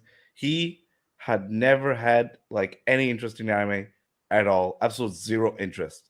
And then a few months ago, he said, "You know what he did?" We were texting. Then he was like, "Oh, I found this funny meme." It's like, "Well, what is it?" It was a fucking Spike's Family meme. This show, it just invaded culture so much that like fucking like anime is bigger than ever. I have no fucking doubt about it. I feel like it's not losing. No one's losing interest in anime as like I think that people are losing interest in anime in the fact that it's a niche anime. Like no one wants to watch it just because it's anime, right? Yeah. Like no Let's one put cares. it this way. So yeah, let's put it this way. No one cares. So I mean, currently, in that sense, you're losing interest that it is anime because you don't care that it's anime. But let's put it people this will just way. watch it because it's a normal thing to watch. We're in not necessarily the hype season, even though there are a lot of really fucking good shows now.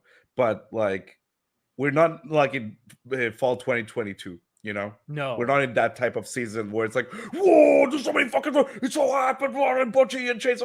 We're not in that currently, but anime is bigger than ever. Yeah, I agree. Literally Suzume. That's all I gotta say.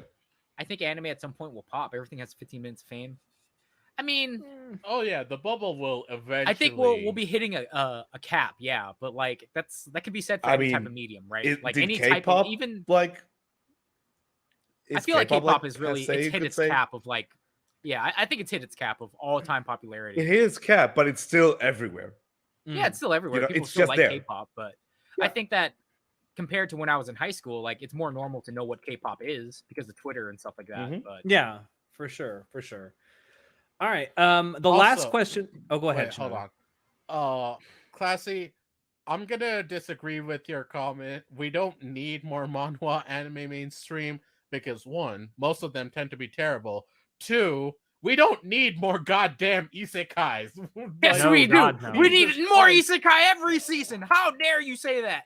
I watch you so be many my friend, of them, you're gonna and give me that I'm shit telling opinion? you, we don't need more. We don't. I need more. Well, no, we need more quality isekai, which I know sounds like a I don't care about oxymoron. Listen, when I get my vending machine anime, that's when I'll stop. God fucking damn it. Reincarnated as a vending machine. Whenever I get that, that's when I'll fucking stop. Please, no more isekai save my marriage. I hate it. John, do you have something you want to tell us? No. I hated that, like that my buddy Ariel is like every now and then he's like, "Oh, I read about this like isekai log. It's trash. It's so bad. I read 500 chapters." And then I come on the podcast and I have the same conversation with John. I hate it. All right. Last question we have before we get into what we want to talk about is from an hour into the podcast. Again. Yeah, an hour into the podcast. If the big 3, i.e. Naruto, Bleach, and One Piece, came out today, which series would get canceled first? Naruto. 100% Naruto. Probably, yeah. I disagree. You know why? Because no, listen. Hear me out. Literally, boy kissing boy. Gay stuff. 100% canceled. Secondly, bro, what? People will pop up for that. What are you talking about? No. But they do kancho, right? Sexual assault, right? Kakashi goes pew up Naruto's wahoo. 100%. Also, because the sexy clone jutsu is kind of rapey at times. And like Jiraiya is super creepy. Creepy old man trope. 100% Naruto would be the very first one to get we're talking about OG like early days, not like That's literally in the first 4 fucking episodes. What are you talking about? Not Jiraiya. The other stuff, yes, but not Jiraiya. No, but I'm saying I don't literally think- the concho, literally the fucking boys kissing underage boys kissing each other. 100% that would be the first one to get canceled. I will say that the Twitter question is, fans would take to Twitter so fast and be like, I But what can't does it believe mean? they're making Is it boys like- kiss each other. This is the homosexuality agenda being pushed upon traditional Christian values. Ben I doubt that Shapiro would- would I be doubt that on would it happen. I like don't. flies on shit. I don't He think would that would. descend. Dude, you're right that would happen, but I don't think Twitter is the place that would happen. No. I mean, conservative Twitter is. What do they use? Because they're being banned off of Twitter. What the fuck is Truth that? acronym? Social. Truth Social. They would be canceled on shit. Truth Social. Um, But all right, and that's literally the first like 2 episodes where they Sasuke and Naruto kiss. But the Kancho thing happens with Kakashi in like episode 9 or 10 or whatever, and that's like sexual assault. So I feel like Twitter would have a problem with that, like because you got to understand, Kancho is a thing that Asian guys, like boys overseas, back in the early 2000s and late 90s. This is just something they did, right? It's called hot dogging, when you just like boop hot dog, right? It's just a thing boys did. I heard. I heard cannot Lisa explain. background. I'm serious. I cannot explain to you why this happened. I don't know where it started, and it seems to be a universal experience for all Asian boys in the mid 2000s to late 90s of Kancho being a thing. Like Koreans have it, Japanese people have it, Chinese people have it. Literally all Asians have this, where they poke each other in the butt, and it's funny. And I'm like, I don't know if it's a school thing, like a kid thing. I don't know. Oh my god, we did it too. What the See? fuck? Yeah, I did That's it what to I'm my saying. buddies. Oh, That's what I'm fuck. saying. You See, just I'm not unlocked some Asian. fucking core memories. God damn it. I'm not Asian, but I have a very similar memory, because what we used to do is we would take towels, right, and we'd like wrap them up real tight and Yeah, easy. What are you talking about? rat tails, man. That's how you call it, rat tails? There's Yeah. no way That shit hurts, dude. It's like You know Yeah, it what? I does. guess so. Classy Hi, Ulysses welcome to and Anime Orc Club do After Dark, where we talk about young boys sexual assaulting each other. out of context quote. Now, Classy Ulysses and Orc bring up a good point. I'm saying I was thinking it was canceled in terms of like it would be backlash, but we Hashtag didn't cancel consider culture. shows that would that's be what I was dropped trying because to they're too ask for the fucking past boring. 20 minutes. Like, when Yeah. you mean cancel, do you mean like Yeah. cancel culture? Cancel culture, or they like actual like the show is getting I canceled? had assumed it was cancel culture, not the fact that like I knew it wasn't it. God damn no, it. Yeah. see, and even then, like I don't know, because I'm biased. Bleach is what got me into anime, so obviously I think Bleach is amazing. At least the beginning part. Oh my god, I fell. Oh, you assholes! If I'm being honest, I don't think any of the 3 would get canceled. I mean, I don't that think. fast. Well, I want to say that a large part, I won't say entirely, but a large part of the modern landscape of anime is due in no small part to those 3 shows. Oh yeah, for sure. Right. So if you take those out of the equation, I don't know what anime today would be like without those 3, and they had to come out now. I don't think any of them would get canceled. I don't see the thing That is. I quickly think they is would be at very least. different if they came out today and hadn't come out when For they sure, for sure. I think the Yeah. start of Bleach is pretty good. So, I don't think it's bad. okay, at all. okay. Getting into Bleach, I'm actually gonna say this. I think because Bleach is very Dragon Ball like in a lot of screams, a lot of just action. That's every and shonen, not a lot Shinoda. of plot. Yeah, Like know. I love it. I love Bleach. Like let me preface, I love Bleach. I will stand for Bleach, but it is very Dragon Ball like in the fact that it's a lot of screaming, a lot of just blood and fighting. That's all it is. That's the main substance of it. That's all. And Correct. because of that, I think it would be the first one to just die off. But here's my question: none of them got canceled in the first place, so why would they get canceled today? Modern day views versus past don't know. views.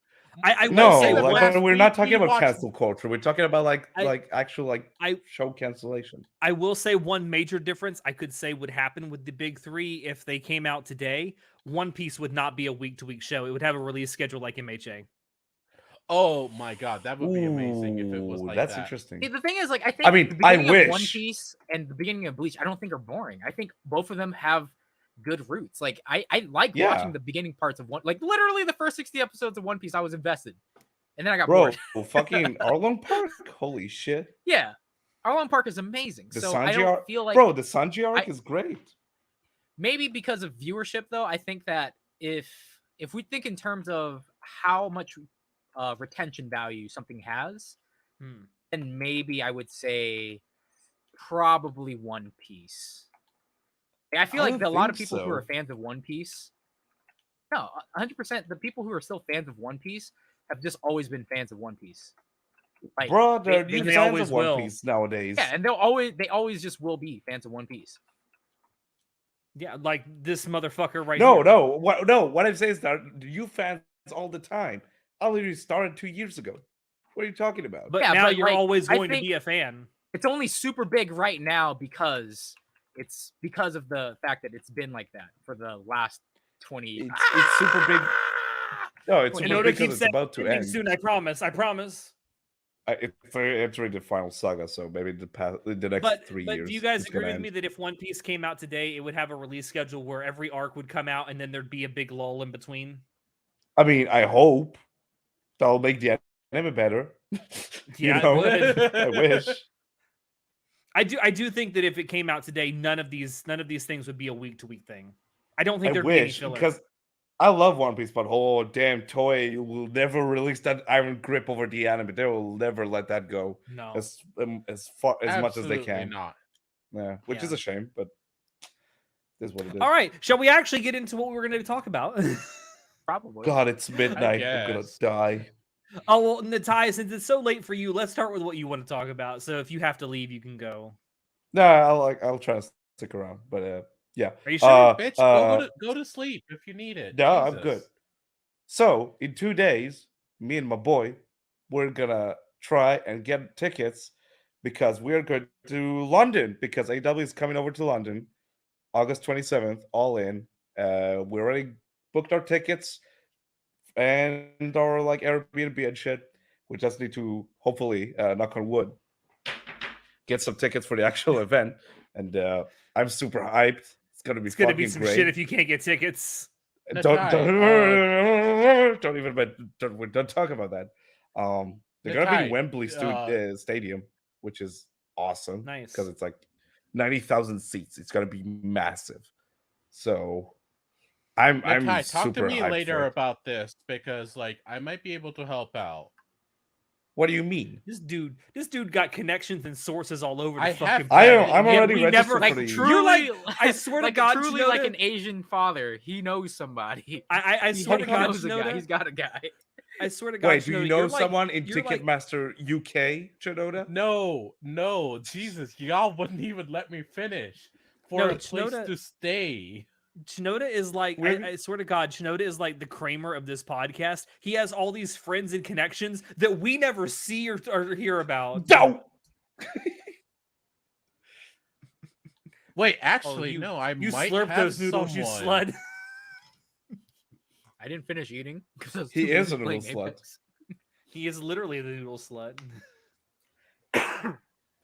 Actually, I might have someone that works for entertainment venues. Natai, talk to me later. We'll talk later. We'll talk later. Shinoda the plug, man. Yeah, Shinoda the plug. We're actually we got codes for the pre-release for the tickets, so we might be able to get some really fucking good tickets. A pre-order when they go live. Yeah, pretty much. So like 2 hours before the tickets go live, there's like a select number of people who can enter early and try to get tickets early. So we're gonna write that shit. 400 pounds a ticket. I'm sure it'll be great. Is this the but that's for the closest seats. About how Ticketmaster is an absolute goddamn piece of shit. Oh, Ticketmaster is the absolute worst. It's garbage. Have you heard of that? I can't remember. So there was a band that was like fuck Ticketmaster, so they were selling tickets in front of their venue. Yeah, I forget who that was. There was that, and there was another person. What's the name of that artist? What's her name? Maggie Rogers, I think. She's pretty great. She makes really chill music. So she pretty much was like, hey, I'm selling my tickets like outdoors in this location if people want to come over. And just she sold tickets to her show that way instead of like through Ticketmaster because there's such pieces of shit. When you do Natai, tell me how it goes. I'm sure Natai will post lots of pictures when he goes. Oh yeah, I'll post In about our it. In our Discord server, talk which you about can it when I join down come- below. I'll talk about it when I come back as well. It's last time I've been to London was 3 years ago. I'm very excited to come back. One of my buddies is over there. Really pumped to see him again. And yeah, just going to a wrestling show will be fucking nuts, man. It's gonna be amazing. I'm really hyped. It's gonna be great. Nice. Hell All I yeah. can think about Yeah. is like fish and chips in it. Fish What in about it. Tuesday? Hey, governor. Oi, governor! Oi, governor! I feel like every single British person has a Cockney accent. They I You know love don't. what's Cockney funny? accent. I know I they did don't, not- but I just do.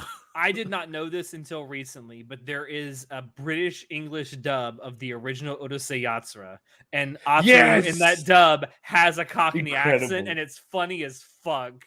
That What's your sounds favorite? amazing. The What's your favorite BBC British- made a British English dub of the original Urusei Yatsura, and it is amazing. What's your favorite British slang? Really, no British slang. Every time James May goes, "Oh cock," it's pretty funny. I guess You don't know bollocks- Bob's your I uncle? think no. I think You never heard bollocks Bob's is your pretty uncle? fun. I've heard that. I don't know what it means though. It's pretty much you're good to go. So if you try, like, you're asking for direction, and then he'll be like, "Oh, you go down the street, take a right, and Bob's your uncle." Oh, For some reason, that means, oh, you're good. It's like confirmation. I'm sure there's Yeah, like a I think- deep history behind it, but I have no clue Oh, what I'm it is. sure. I think bollocks is the funniest like slang. I just like it. It's funnier Wanker. to say than like bullshit or something like that. You know, it's like bollocks. Oh, bollocks. Like, ha, I like that. But one. if you say the dog's bollocks, that means really good. does it? I don't know about that. Ask Lacey. Oh god, I don't know. She's not actually Wanker British. is pretty good as well. She I'm thinks just waiting she's for a British. She's I'm really waiting- not. I'm waiting for a shoe to hit your head right now. Yeah, right. I was like, as soon as I heard that, I'm like, oh, John's dead. She's not British. Can confirm. It is true. I told you. Damn. The more you know, am I right? But yeah, I'm super pumped. London's gonna be fucking awesome. It's gonna be hot as Hey hell. guys, 'cause they remember have that zero- complete betrayal when we found out that Tom wasn't actually Australian? I know. Wait, Tom right? is what? Australian? Tom, What? He's not he- Australian? He lived in Australia, but he was British. Wait, you What? guys didn't know? The He's not absolute Australian? betrayal. Are you serious? Did I just? I'm Oh, I'm no. confused. I'm so sorry. I did not. I did not know that. I'm so sorry. The Also, Lacey absolute says she's gonna betrayal. poop on your pillow now. Yeah, she wishes. Ugh. Natai, shit. what was it like Natai, actually being able to no. see a first run anime in theaters? Oh my god, yeah. So I went to the Demon Slayer thing. So I did my research. I knew what I was walking into. I was really surprised. So okay, so the what did they call it? The Road to the Blacksmith Village arc or whatever. The recap So arc. it's pretty much the recap. yeah, episode. recap. So pretty much what they did is release the final 2 episodes of season 2 and the first episode of season 1 in theaters, spliced together. I did not expect it to literally be episode end, start episode, episode end, start episode, but it is what it is. I had a great time. I walked in, I knew what I was getting into. I had a really good time. I don't know why people are so mad. I feel like people who were disappointed I think- just didn't know they were walking So, into Yeah, I I feel can like a actually lot of speak people for who this. went into it thought it was going to be like Mugen. an Train. actual movie. Okay. Yeah, I can thought they thought it was actually gonna be speak Mugen for Train. this. And I talked to a couple of other people as well. A bunch of us just heard new Demon Slayer movie, and we went to watch it. We did not look into it. We did not research it whatsoever. Did you see We the just- trailer? It literally No, said bro. episodes. The trailers reveal spoilers. Fuck that. Skill issue. Skill issue, yeah. No, fuck looking at trailers. We decided we heard oh, new movie, cool. We're going in completely blind. New movie, real shit. That is literally what we expected, because we didn't know anything. And I know I can definitely speak for me, obviously, and I can speak for a couple other people as well, because they did the same thing. We didn't look into anything. We didn't see the trailer. We didn't read any descriptions. No Reddit, no social media, nothing about it. We were blind. That's a And you shame, know what? dude. And now you see. I mean, it wasn't the literally, worst thing. I did my getting to see research. it in theaters is like cool and all. So like, Yeah, I so, wasn't extremely mad. I was just kind of annoyed. Go on. Sorry. So No, I- John was about to say something. I haven't watched an anime in theater prior to. So I watched Suzume. But prior to Suzume, I That's a don't movie, though. think of. That's a movie, yeah, I know. But like watching an anime in a theater, like even if it's an anime movie, like just watching an anime in theaters, I don't think I've actually done it prior to that. I can't think of the Really? last time. I guess. How did you watch Mugen Train? Through I very saw it in legal theaters. means. Through very legal Oh, I means. see. Ty. I see. Oh, Because I bought the Blu-ray and I very legally. I think the last time was probably like a Ghibli film, like Ponyo or something. Oh, I'm pretty wow. sure. Jesus. Well, 'Cause they I don't have the watch things Ghibli in- Fest every year, which they put the old Ghibli films in Oh, yeah, theaters. that's Well, right. because- throughout the Yeah. year. They don't really release animes here in my state in very many theaters. Like it's always a limited release, and it's always a place that's super far away or like annoying to go to, and it's just like bad timing. And they usually don't stay in theaters for very long. Honestly speaking, prior to Mugen Train being as big as it was, we didn't really get very like when I wanted to go watch Suzume, it was literally in every theater around me. Yeah, at me too. same. Variable times of the day. Same. And I was like, wow, I can actually watch this. Prior to Mugen Train, essentially, I would be lucky if more than 3 theaters played an anime within 50 miles of me. And I would be lucky if it was more than for like a weekend. I just So- looked it Same. up. My theaters are We have still no playing anime movies. Suzume. No, I but just- that's what I'm saying. Like, whenever, so, because again, prior to Mugen Train, prior to, wait, Your Name came out first, right? Your Name came out in 2016. Yeah. Yeah. So prior to Your Name, I would say, because again, if you guys listen to the Spoilercast, we talk about this. Your Name was so big, and it wasn't just because, like, it wasn't just for anime people. Your Name was literally people who've never watched anime before wanting to go watch it because they heard it was a foreign film that was good. Okay. So because of that, I think theaters are like more receptive to it, and that's why they have more showings because it costs money to like buy rights to show this thing, and it's like you don't want to buy a movie that you're not going to make returns on, obviously. So I think that thanks to Your Name, that's why more anime movies are more accessible, and that's why I'm able to do Absolutely. that. Because Yeah. prior to this, again, I'm not driving 30 fucking miles to go watch Ponyo in a very limited time slot over my weekend. That's I a have mistake, sir. I watched Ponyo in theaters. That was No, great. Ponyo is literally the worst Ghibli film. I love Ponyo. Fuck you. Ooh. that's a hot take, my friend. Have you Not seen it's a Tales from fucking Earthsea? lukewarm take. I just remember going off of what John said when the Kizu Monogatari movies came out. There was That's right. one theater in all of Florida that was playing it, and it was a 4.5-hour drive away in Fort Lauderdale, Florida. Oh my god. I forgot. And- Did you actually make that drive? That was so I long made it. ago. I made it 3 times, Shinoda, for all 3 Oh, movies. yeah. And the first time I actually stopped off in Melbourne to pick up Riker, and we drove there together. Oh yeah, God, never do that was that. so Rough. many years ago. Jesus. Yeah, I did it 3 times, and it was the only theater. And I had to be there. Like, it's a 4.5-hour drive for me. I had to be there by noon, which means I had to leave at 6 a.m. to make sure I was going to be there on time. Bro, What a could not be- goddamn That's legend. rough. Not fucking do that. They had the Insane. screenings at noon on a Saturday. Alex is what you can consider one of the old weebs because he will jump through all the hoops and miles just to do this ridiculous. I'd say that's fucking thing. more of a testament to how much I love the Monogatari series than anything else. Yeah, I would That say that as too. well.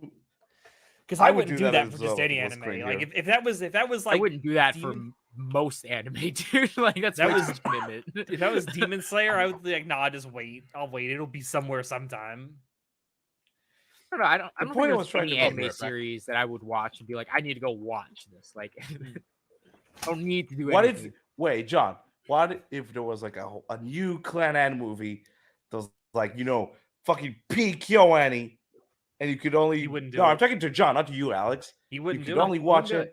Was like No. 2 hours drive. Uh-uh. No, fair. No, 2 hour If it was- drive. Fuck no. If it was a 10-minute drive, he would do it. Yeah, if it's a Oh, 10-minute drive, no, obviously. no shot. But if it's like a 20-minute drive one way and I have to sit through traffic or something, so it could be like an hour long. My theater is like absolutely not. 15-minute drive for me, so I'm good. Dude, it's like a not 20-minute even drive to go from north to south in your country. 2 hours, but yeah, Actual.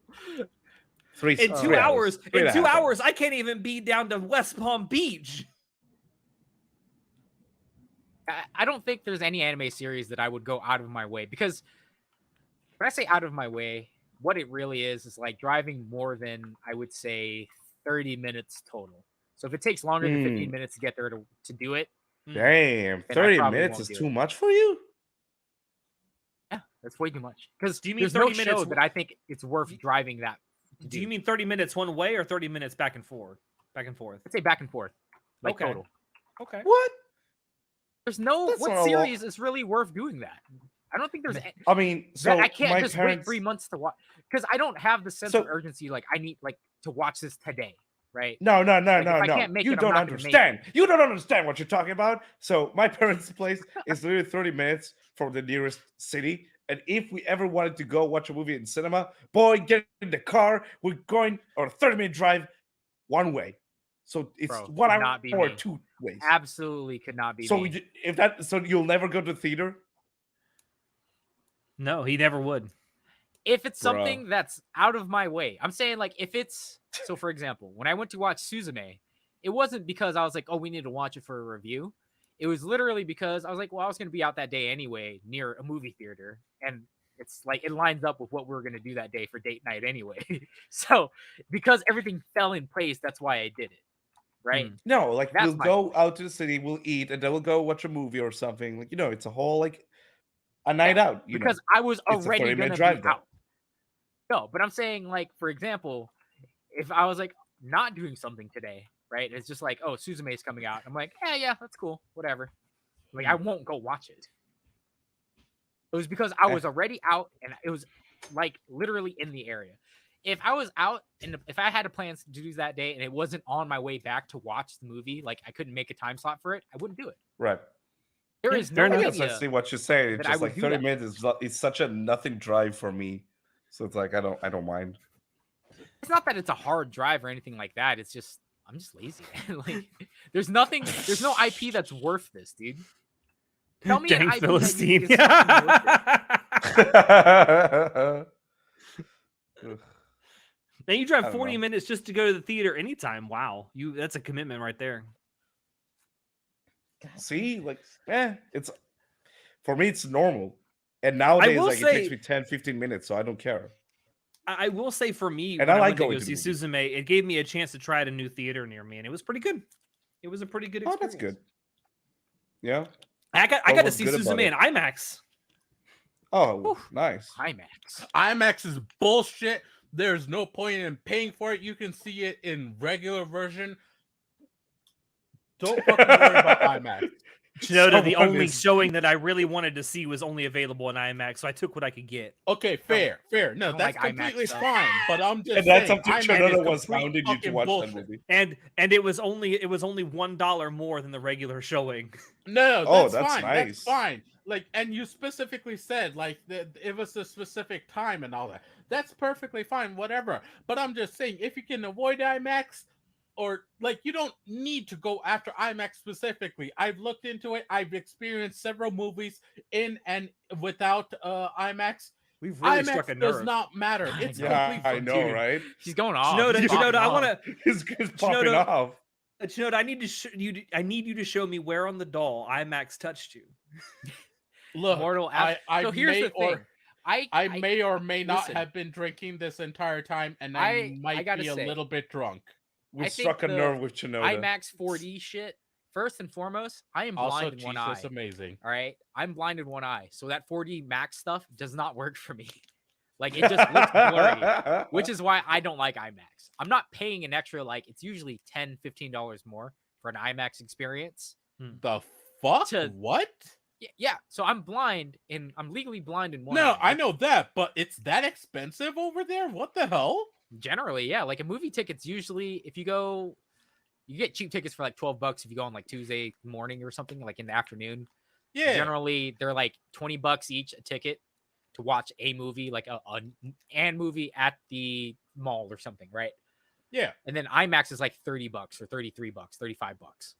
So It's those way more prices are expensive. completely different from our prices. Yeah, IMAX is Like- super expensive over here in Washington. I don't know why. And again, I can't even. It doesn't look through like 4D to me. Like I can't fucking tell the difference. It just looks blurry because I only have one good eye. Nah, that shit is like. So that shit is waste of money, in my ableist opinion. to tell me to go watch shit in IMAX.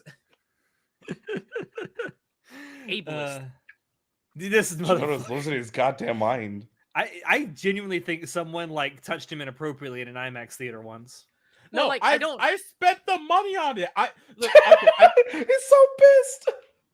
you guys I don't think- know no, this no, no. about me. I'm a little Listen, bit no, of no, a no. cinephile. I do Listen. go to the movie theaters a lot. I love seeing movies in movie theaters. What have we I've watched IMAX several times. I watched the exact same movie without Shinoda IMAX, Unleashed. and I'm just like, yo, Because the I agree difference with- is I so agree with Shinoda. negligible.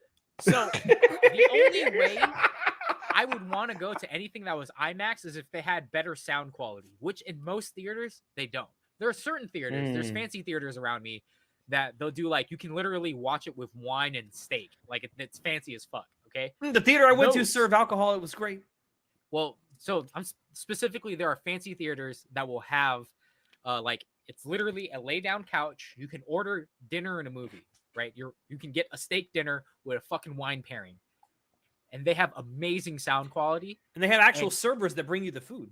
Yeah, that is a type of experience where I'd be like, okay, I'd pay extra for it because that's super fucking fancy. Especially if I want to watch a really good movie that has like really high budget film, high budget like sound. Sure. Or a really 100%. long movie like The Irishman. Yeah, something like that. I want to be as comfortable as possible. But if I'm paying Yeah. fucking like there's I think thanks to the pandemic, there's a lot more theaters that upgraded their stuff to like there's a lot of theaters around me now that you can do it's all reserved seating. And they all have like lay down seats where you can go in. It's like an automatic recliner. It's amazing. I love them.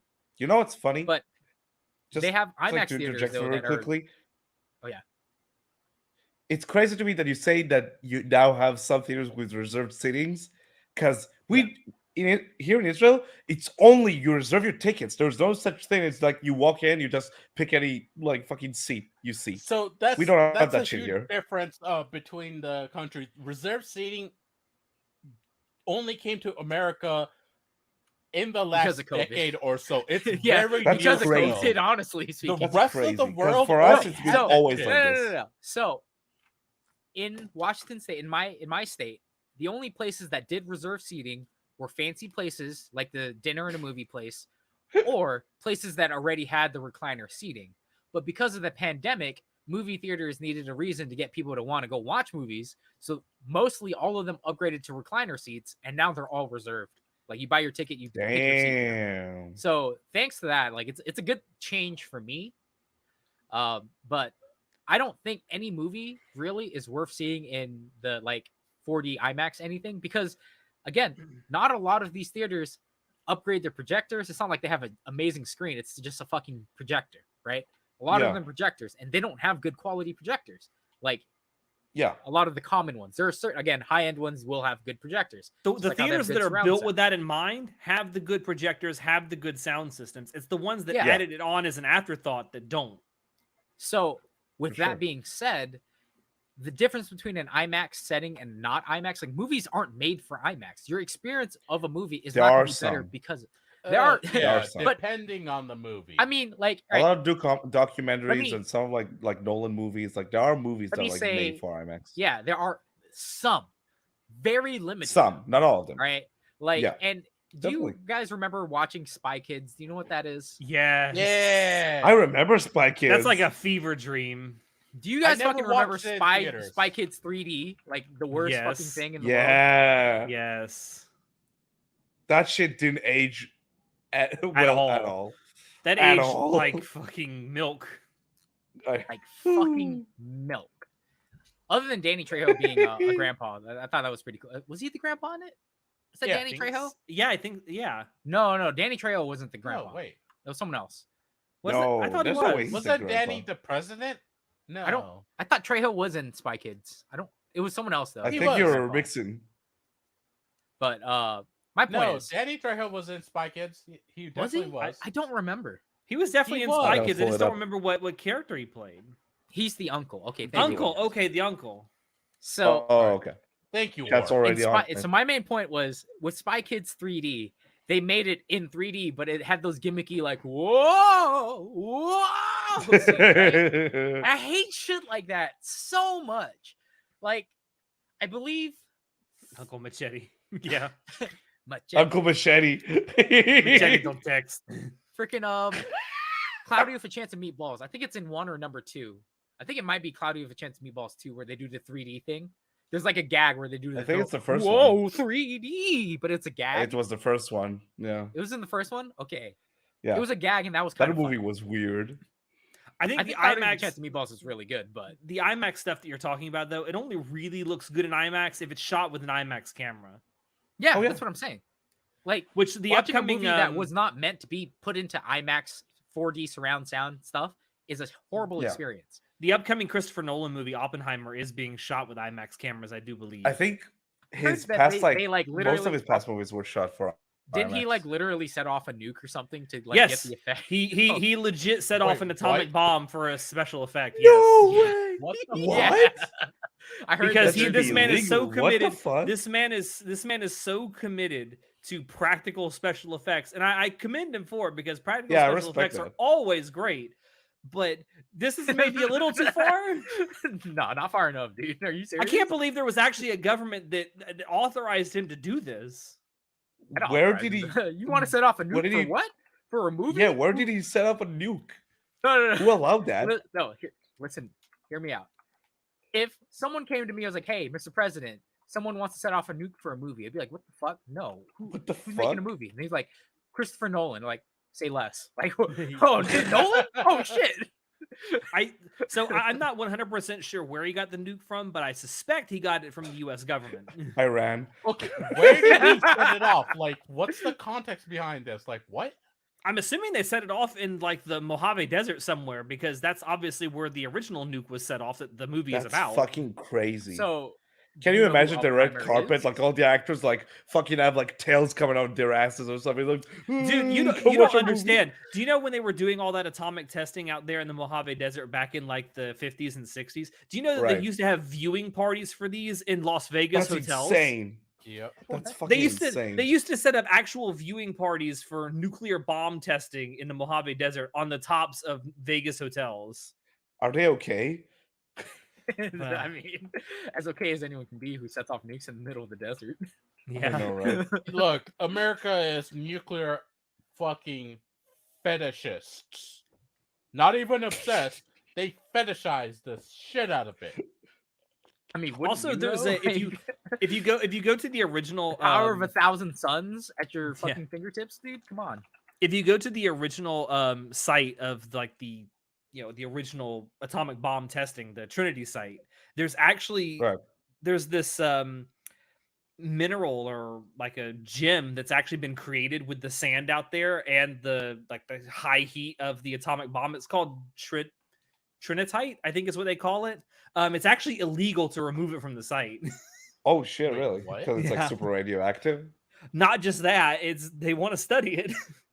Oh, And if Remember people that keep one taking, time- if people take it away, like there's nothing left to study, and like there's genuinely people will ask you to turn out your pockets before you leave the site.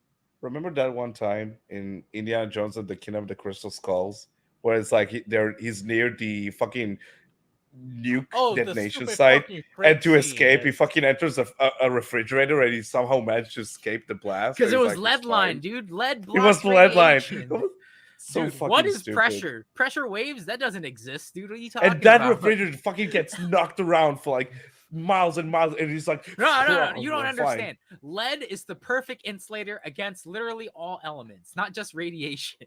From kinetic Dude. energy too.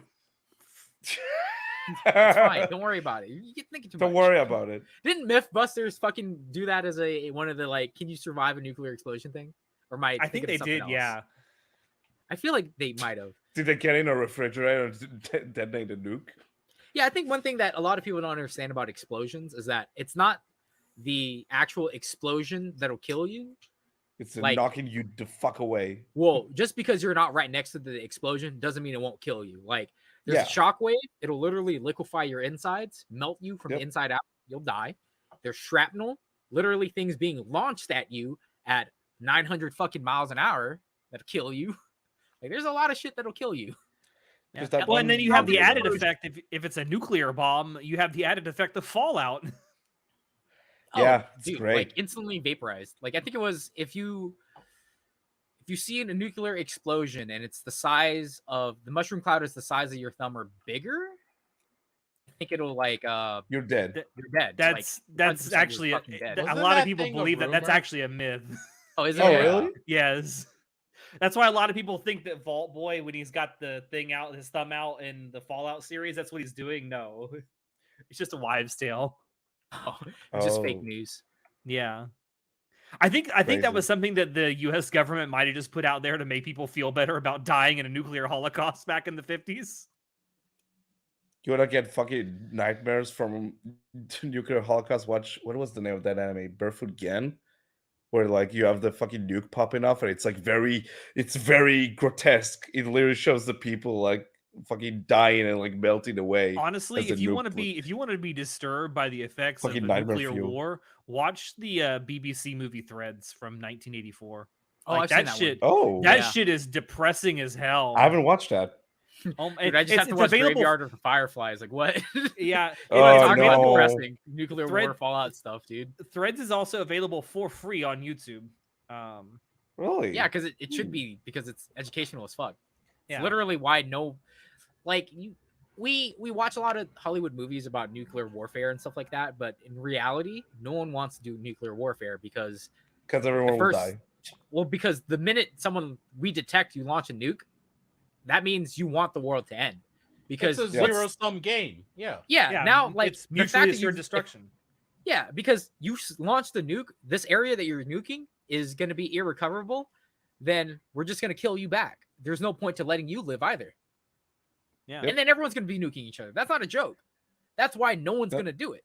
Because the minute one person does it, we all do it. Yeah. Yeah. Yay. Ooh, geopolitical Woo. problems.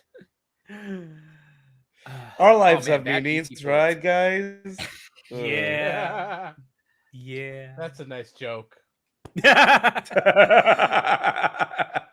about bad PC ports. So Yeah, so bad PC ports, am I right? So bad PC 'Cause- ports, am I right? because it segues into Star Wars Jedi Survivor, right? So I Oh, I we're yeah, remember going like to a week ago, before Jedi Survivor came out, one of the like early access reviewers was like, "Hey, just a heads up, it's poorly optimized. It does not run. Literally, a 4090 cannot handle this game. It's poorly optimized." which is insane. Which I was like, "Well, that's really fucked up. That's pretty bad." And he was like, and apparently this guy, he also had like I think it was like a 4080 and a 3090 Ti or something. He had really good cards, and I was like, maybe because I know that the 40 We're series talking about is Skill Up? Or like some other no, reviewer? the We're graphics talking cards. No, we're talking about No, Jedi but the guy Survivor. who reported that. Yeah. I don't remember who it was. I think it might have been Oh, okay. Scale Up. I really don't remember. I just remember Someone. that so he had a 4090 and it couldn't run it, and he even had a 3090 Ti. So it's like because I know with the 3080 Ti, whichever, it doesn't matter. A 30 and is a that? 40 series. Yeah, he had. So I know that the 40 series has had problems with like optimization because like no one knows how to fucking make a game for it. bad processing stuff. There's a bad bunch of problems, but It's too powerful. yeah, it's too powerful, and there's games that are just not optimized for it. And I'm like, okay, that makes sense. It's a brand new card. No one really knows how to use it yet. And it's like we have the 30 series, which is like they've been out for a while now. Games are optimized for it. 2 years. It can't I even think. run on that. Yeah, and it's like the fact that it can't run on that is a That's problem. ridiculous. Yeah. So I was just like, Like- oh, that's unfortunate. It's unfortunate It's this like- is happening. These games cost $70, dude. It's like it's fucking ridiculous that this year has been really fucking bad for PC ports, you know. And it's like I I'm put sure the developers- meme. Yeah, Last of Us 2. Yeah, you put the meme. I put the meme in our Discord server in our gaming channel. It's like PC gaming in 2023. Forspoken, broken at launch. Wild Hearts, broken at launch. Okay, but Hogwarts Forspoken Legacy, was just a broken at bad launch. game. Like, Wulong, broken But, at like, launch. even Last if of Us it was a Part bad 1, broken game- at launch. Jedi Survivor, broken at launch. Yeah, but even if like literally like Dead Island 2, it's not a good game by any means, but it's really funny to apply for it. But it like the PC port is good. Like you're not buying a broken game for $70. Like it's kind of Dude, a they Dead couldn't Island even 2 get- has but been in it's- production for like 10 years, though, right? Dude, they No, couldn't I even know get it The is, Last of but Us it's like- Part 1 right in a tie. Yeah. I mean, for the record, Dead Island 2 moved between 3 different studios in 10 years. Like it's like that game is a shit show in itself. But it's a miracle that thing is like Dead running Island well. 2 was mid know? at best. I But think it wasn't that- so- bad. No, I'm not saying it's a good game, but at least I'm not saying it's a good game, but like if your fucking game doesn't matter if it's good or bad, if it can run and you charge $70 for it, something is fucking wrong, man. And I mean, I'm sure the agree. developers know Well, it's because the state of the game that it's in, but the fucking publishers, it's like right? It's because they cut QA departments because they save money. Why should we pay people Yeah. to QA when people when literally customer bases play betas? They want to play a game early access. They will test it for you for free. yep. And then the even best part is you can literally not listen to any of your customer base for their feedback and drop it and be like, well, you guys don't develop games. So it's like, and here's, it's funny I say Bro, that that's like because pissing on your customers, agree. telling them it's Here's the thing. training. I agree. A lot of people who play video games should not be game developers because they don't understand a goddamn thing about developing a game. Oh, that's the truth. That's sure. the absolute Like, truth. No one thinks about balancing like developers do. However, I do agree that there should be But if a game is inside, broken- testers. Like a game should be tested on a variety of systems. It should be, but it's like that's not your call. As a development company, it isn't your call to outsource the QA. Because so how it works is here's your production company, right? Here are the people who literally code, they write your game, they code your game, they make all the assets, whatever, right? QA is not part of a development studio. QA For generally big speaking, AAA for studios. for a big AAA studio, they might have their own internal QA system to test like balancing, sure, but they won't be testing the actual game at launch. That is generally outsourced to people who get paid $15-20 an hour. Nintendo does this, okay, for all like my older sister, like 10 years ago, she was a play tester for Nintendo. We have a Nintendo of America here in Bellevue, Washington, that they will pay you like $15 an hour and you get to play all the new games there months before they release. Like she was test playing the 3DS Animal Crossing game. I don't remember what it was called. New Leaf. New Leaf. Yeah. She test played that. And she I don't know like, why I would have remember to, that. yeah, and it's like that's where QA is done. They will outsource it to a third-party company because Nintendo of America did not actually own this QA company. This was an actual QA company that just gets contract work. And that's my point. Like a lot of AAA studios, a lot of big publisher names like Nintendo of America, EA, stuff like that, they outsource it. And if they choose to, they can do even cheaper and be like, you know what? We're not going to do it. We're going to get it play tested in a very limited build. Then we're going to implement changes and then not test it again because we tested it originally. Because what they care about is money and turnaround. The less money you spend because again, we can launch it broken at launch. But you're People are still burning gonna so pay much you. goodwill, dude. You're burning so much fucking goodwill. It doesn't with matter. customers. You don't understand, Natai. It doesn't matter how shitty your game is at launch, as long as there's a fan base that buys it. The Yeah, pre-orders, goodwill really right? doesn't matter because people will. I think it overbuy Because does. people will I buy think it. it really does. In the long run, it does. Goodwill man. matters. In the Goodwill long matters- run, yes, but No, in goodwill the short matters term, I mean, for- you're right because, for example, No Man's Sky at launch, but this is kind of a shitty example because I think No Man's Sky got it really got stiffed because No Man's Sky, they didn't overpromise anything. It was people hyping it up. It was I'll disagree with that. Sean Murray was I mean, yes, you're right. Yes, they didn't. I've seen the They internet were story vague. video. They were I'm vague not trying about certain things. They're like, it's a possibility. This could be done in the future. It was kind of misleading, but I take it in good faith that the development team wanted to make a good game, and it came through. It shows they really did want to make a good game, right? Yeah. However, I'll agree to that. Yeah. but because of how shitty the game was at launch, it did lose a bunch of money, and they barely made up their money. Like I think it took a whole year or two later. I think it's about that time. Yeah, about that amount of time. Yeah, like a year and a half, 2 years, something like that. But from all accounts, I haven't played it myself, but people tell me it's actually a really good game now. Yeah, So took like a whole year. Same thing for like Fallout 76. They made a huge comeback with good reason. I would argue Fallout 76 isn't good because of its concept, but it was broken at launch too. Oh, absolutely. But like as a game, a lot better. But that's a whole different story. We're talking about Cyberpunk 2077.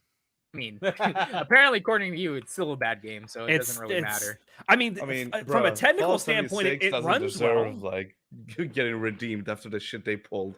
I'm sorry. But, you know, we're talking about goodwill, right? I mean, you look at Nintendo, a company that actively hates its fan base, and people eat their shit up. I'm talking about different things though. Like, I'm talking about like literally putting out a product that doesn't fucking work, and you charge people $70 for it.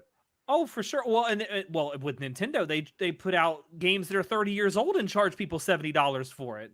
Yeah, Nintendo's kind of like nefarious for. Yeah, I'm talking about literally like shit that doesn't work though. Or Bethesda. Say what you will about Nintendo. Say what you will. Like for the most part, the fucking previous Pokemon game was like that was a shit show. But aside from like for the most part, their games fucking work. You know, and you can't say that about most modern AAA games, which is crazy. They are only developing for a single platform, so that does help.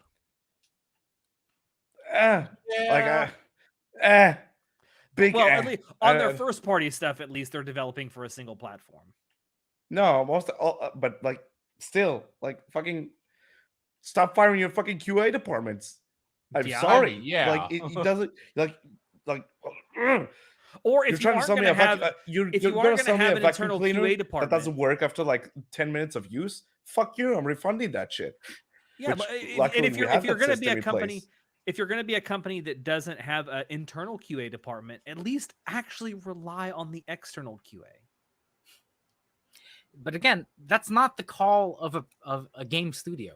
No, it's I'm not talking about the game studio. It's about the publisher. Right. I'm saying it's on the publisher's side to fix that shit. For a lot of game studios, they're running on a very tight budget. Like, oh, yeah. So how a development works for most game studios is your publisher is the one who dictates. Here's your, like, first of all, you have the people who have to pitch your game to your publisher. Like, hey, here's what we want to make. Here's how much it's going to cost. You give them, here's your initial estimate, right? They say, all right, cool. Make it for half that price. And then you got a deal, right? So. No, definitely. But it's on the publisher to fucking either, either delay the game or like. They don't care because who takes the flack when a game is bad at launch? The game studio. Not all the time. Not all the time. Back when the fucking no. Listen to me. All right. Everyone Mortal, will say I'm gonna we assume fucking you're hate on EA, PC for right? that. Because like Jesus. Everyone will say they hate a publisher, yet they'll continue to buy games from said publisher. Because the publisher, EA. Yeah, EA. You can say as much as no, you want, but do you remember the fucking Battlefront 2 bullshit with the loot boxes? That was everyone was putting EA on blast for that, and they were like not buying their shit. Even the U.S. Congress was putting EA on blast for that. Like yeah, like all right, good point. It does matter. Do you know how much money? Do you know how much money EA games make though? A lot of yeah. They got put on blast, and yet here we are watching Apex Legends churn out $200 million a year. Yeah. Do you like, think? Say what you want to tie. But the numbers don't. If it No, really mattered, no, Natai, you don't work in game development. You don't get to say shit. I don't work with developers. I'm just You don't work observer. in game development. You don't get to say Look at shit. that. When's the last time EA put out something with the loot box in it? I don't know what EA doesn't put out games. What are you talking about? No, but they What are publish you something. talking with about? fucking EA puts out lots of games. publish games. with They loot publish boxes. games. I mean, Yeah, Survivor I mean- was the last one that came out, but there's a Sorry, doesn't have loot boxes in it. What are you talking about? Apex still has it. They literally just right now, Apex has launched the next what's it called? Prestige skin. You know, the thing that costs $175? Oh It shit! just came out like 2 weeks ago. Never mind. What's your point? I don't know. My point My is point that, was, it seems like they were like fucking noticing all the flack, and I mean, also, like, I'm not trying to defend EA, of course, like fuck them, but in the past few years, it seems like they moved their focus and tried to actually like, oh, let's try and actually invest in some good quality single player games, which they infamously was like, oh no, there's no future with like single player games or something. Was one of I don't remember the name of the guy, Which who is a said lie. that. There really is. Yeah, and so- literally, like in the past few years, they invested in like in Respawn making the Jedi games and whatnot. And it seemed like, it's like, oh cool, they invested in that, invested in It Takes Two, which was a great success. So obviously they're like listening to people wanting like good quality games.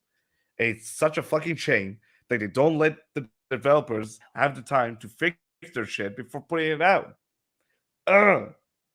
so game companies spend a lot of money on market research, like a lot Right. of money. Yeah. They spend, I'd say, about a couple $100,000 to just have a market researcher tell them what'll work, what won't work. Like they'll have testing for like what's the new thing, what's not the new thing.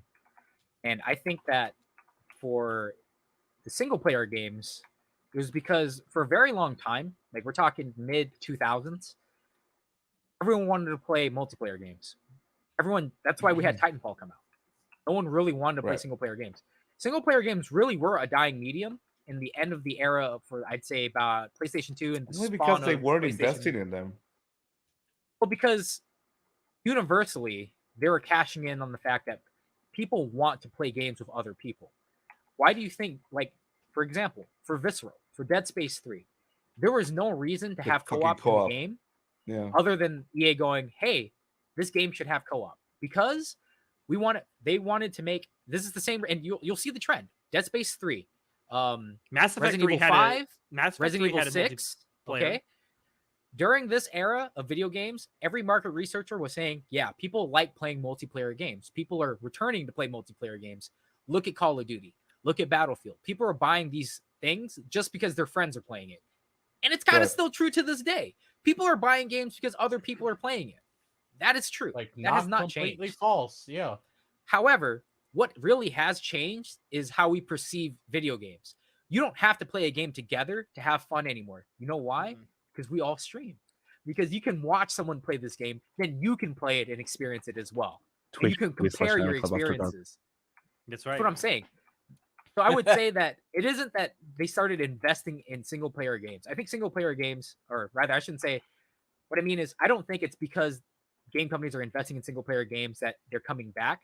I think it's because single player games, the quality it's always just been there, but more people are able to play it together as a single player game just because of the fact that we have streaming. I think that's where the big shift is. And that's why companies are like, oh, Interesting. maybe that's why we should probably invest, because you don't have, before you'd have a single player game and you might be lucky that people play it together, right? Mhm. Yeah. Oh God, I can't Like wait watch it for online, like a fucking playthrough Wingman. or something. Yeah. Well, it's 1v3 like with Wingman, let's go. what the what is it? Bethesda, like the big rumor with Elder Scrolls 6 is gonna be that, or well, one of many rumors is that it will have a multiplayer function. However, it'll be co-op based multiplayer I can't say where you can actually go No. adventuring with your friends. No. I don't Listen, know. I I think don't- co-op. I think co-op can work in the Elder Scrolls. I think After co-op Fallout can also work in 76, Fallout. After Fallout 76, I have zero trust in Bethesda. Like never. No. I think that something like that, that kind of multiplayer, co-op multiplayer can work, just not like massively multiplayer online can work for those things. Well, so I mean, you there's have been Elder Scrolls Online, literally. And it's not so good. for video game trending, Yeah. right? I would say that co-op games have a niche still. There's plenty like streamer friendly games is a new category Takes that Two. It takes two. Hell, over the here. Halo games are really fun to do co-op. Yep. Yeah. But my point is that I think that with streaming, it's become its own category of like making a game that's just streamer friendly. Things that are work together, are fun to play together. Prime example, Pico Park. A lot of YouTubers were playing Pico Park because one, it's kid friendly and it's funny, and you can play up to like 8 players, and it's funny to play together, right? Look at the rise of Among Us. That was Us. fun to watch people stream. I think that also came out like with the I fucking can't say that pandemic because as I well. think that so for Among Us and Fall Guys, those are very, very, very niche things. I think it's. I think the pandemic situational. really helped them too. Yeah, I I think think Oh, that for extremely sure. situational. the appeal of those two specific games is just because of like perfect storms type of stuff. Like it was the perfect storm. Yeah. Perfect climate, perfect area. Because Among Us was out for like a whole year or two before. It was out for famous. 2 years before like it really popped off. And what's really funny, 2018. so for Among Us, the title screen and everything, that's the base UI for Unity. Like that's built. Oh, in. really? I didn't change anything. This That's is the amazing. base UI. It's a really That's shittily amazing. made game. Like someone made. It's like they did it in a week or something. I had to do this for my final project for a class. Like That's like I awesome. look because from a developer's point of view, I look at this. I'm like, there's nothing customizable about it that makes it unique, but it still got popular. Why is that? Yeah. Because of streaming.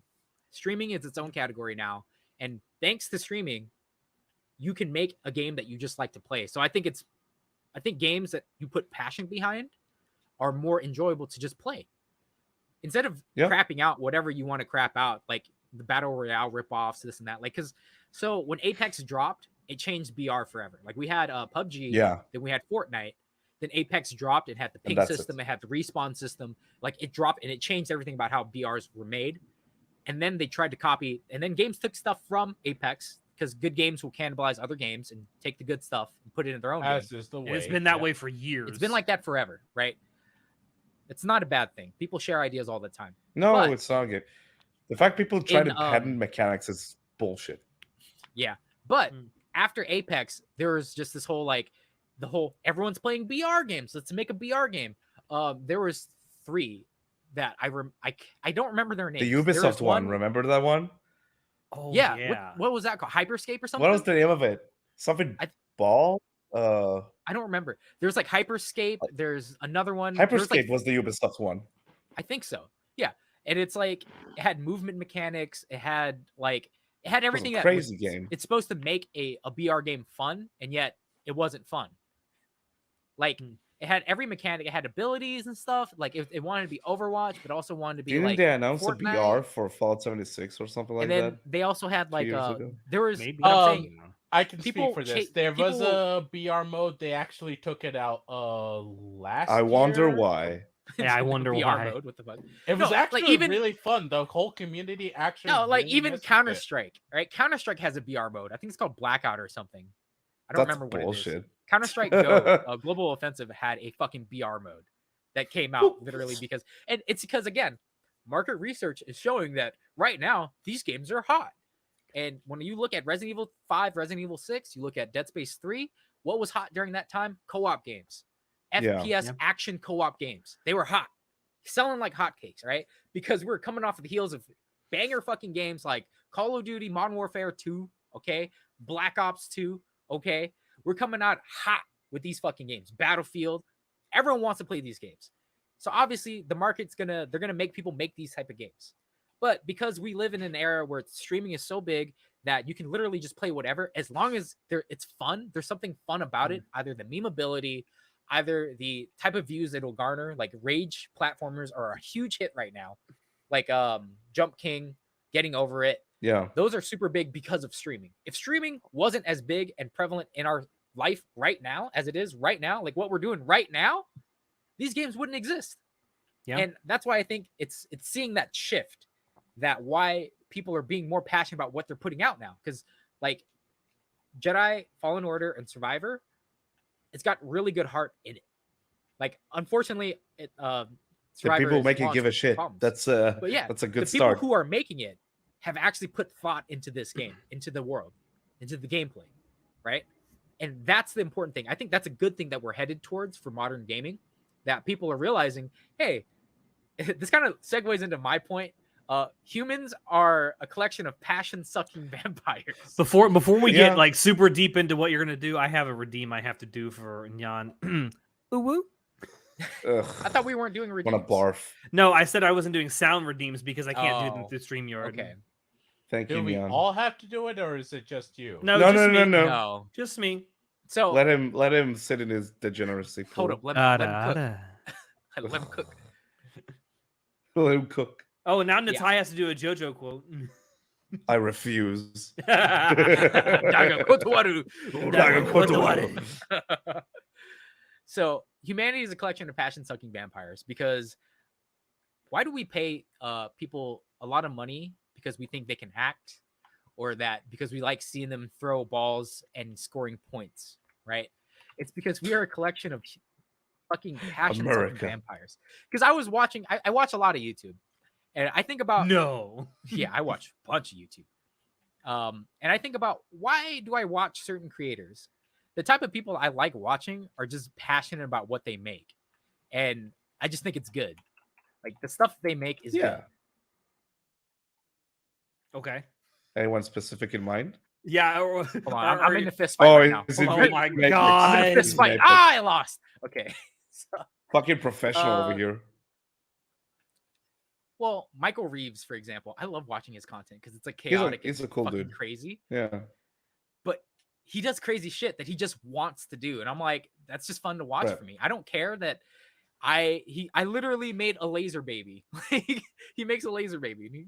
I saw The Boys and I saw this dude laser baby. I wanted to make a laser baby, so he did, and that's literally his content. I wanted to do a thing, so I did it.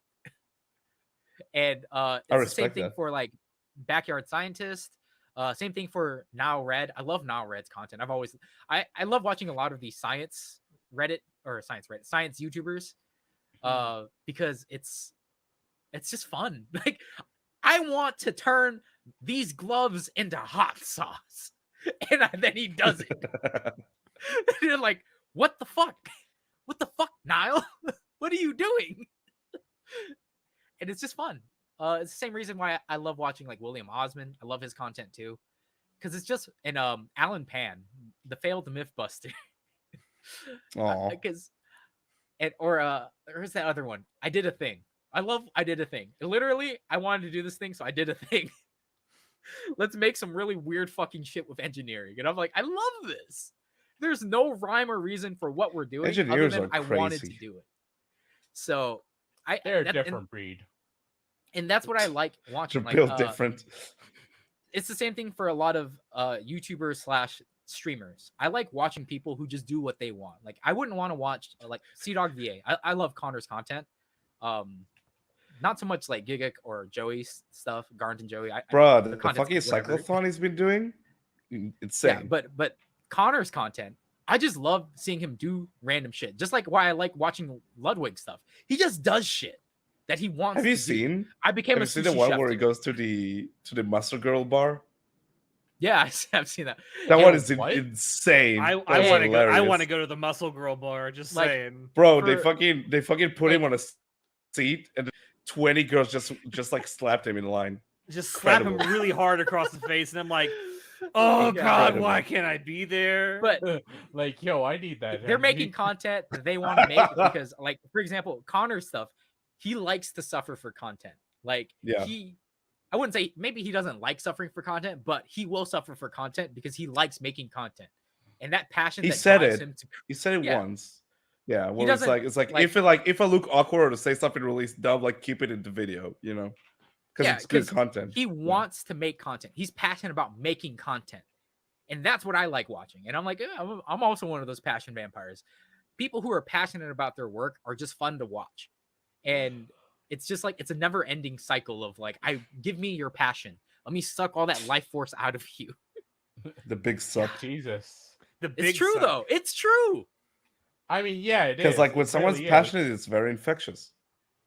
It can be, yeah. Especially if they're good at what they're passionate about. Like, not only are you watching someone be super passionate about it, you're actually watching a skill with passion, and it's something great to watch. I would argue that I don't need to watch people be skillful. Like I remember my friend said this to me about Twitch streamers. Again, this is what people have said about Twitch streamers. My friend said this. I didn't say this. These are not. Do not take this out of context, future me, when you clip this, or if anyone clips this. But on Twitch, girls sell sex, and boys sell autism. All right, we're canceled. That's it. Yeah, you're not wrong. You're not wrong. Hey, it circles back to the fucking Amaranth stream I talked about before. I know we at the went very live. beginning. But- Oh, he's gone. He's like, no, fuck this. I don't want to be associated with you guys anymore. I think you went to take a shot or something. I'm Should've just might saying. die after this stream. I'm just saying. It's kind of true when you look at the popular channel for Twitch, like who's on the front page of Twitch right now. It's really skilled guys playing a game, or it's women selling sex in their bikini Or it's just streams. Charlie talking about random bullshit. I mean, he sells a specific service of people just like there's obviously outliers Charlie there. Okay? Charlie sells a special brand of autism. He says a word I'm not allowed to say anymore. In Linus Tech Tip fashion, it's the hard R. Yeah. He But sells you don't have to content be- to the hard R. When people. you're a gamer on Twitch, you don't have to be skilled at the games you play. You just have to be entertaining. No, you have to be entertaining, but there is a fine line. So the people who are entertaining and are bad at video games, right? They already have an established fan base. To become someone who's established, you have to sell one of two things: your skills, aka the autism thing, if you're a guy, or your sex, because you're a woman and you have cleavage. And for some reason, Twitch won't ban you for some cleavage, except some people do and some people don't. But cleavage is okay if you're God in the And bless sometimes cleavage. and sometimes they ban you for guy titties and sometimes they don't. Yeah, like it's whatever, it's fine. And it's just like it's a business. I get it. But you know, if you're Um, Henry Cavill, you can sell both of those things at the same time. God, have you seen his But- fucking chest? Yes, I have many times. That's just my entire thoughts of Twitch. Like I'm I straight. get it. They go to where the money is, right? Like there's the whole drama between like someone recreating something that Amaranth did, and then they get banned for like a week. Literally, Amaranth shows her fucking her vagina on camera, and she's banned for like 2 days. She The doesn't fuck show her did it vagina come on back camera. to? She doesn't. It was an accident. Yeah, like slip don't or sue whatever. us or something, but it was a joke. I What know, was it? but, like, there all was this- the one Twitch streamer who was literally having sex on stream and got banned for a week. Hey, yo, what? Nah, really? Y'all don't remember this? This is like maybe like 6 or 7 months ago. I do remember Damn, I this. forgot. I think Charlie covers it. Like you can't Charlie even see Charlie did anything, cover right? it. Yeah, Charlie Yeah. covered it. I'm pretty sure Charlie covered it. I remember watching this, but just to bring back my entire point, like this brings me to my next point about drama, how the YouTube algorithm feeds drama. It's pretty I like nutty, how the actually. 3 of the 4 things you wrote down to talk about are all like related. I kind of did this last night, or actually a couple nights ago. He it's like- chose.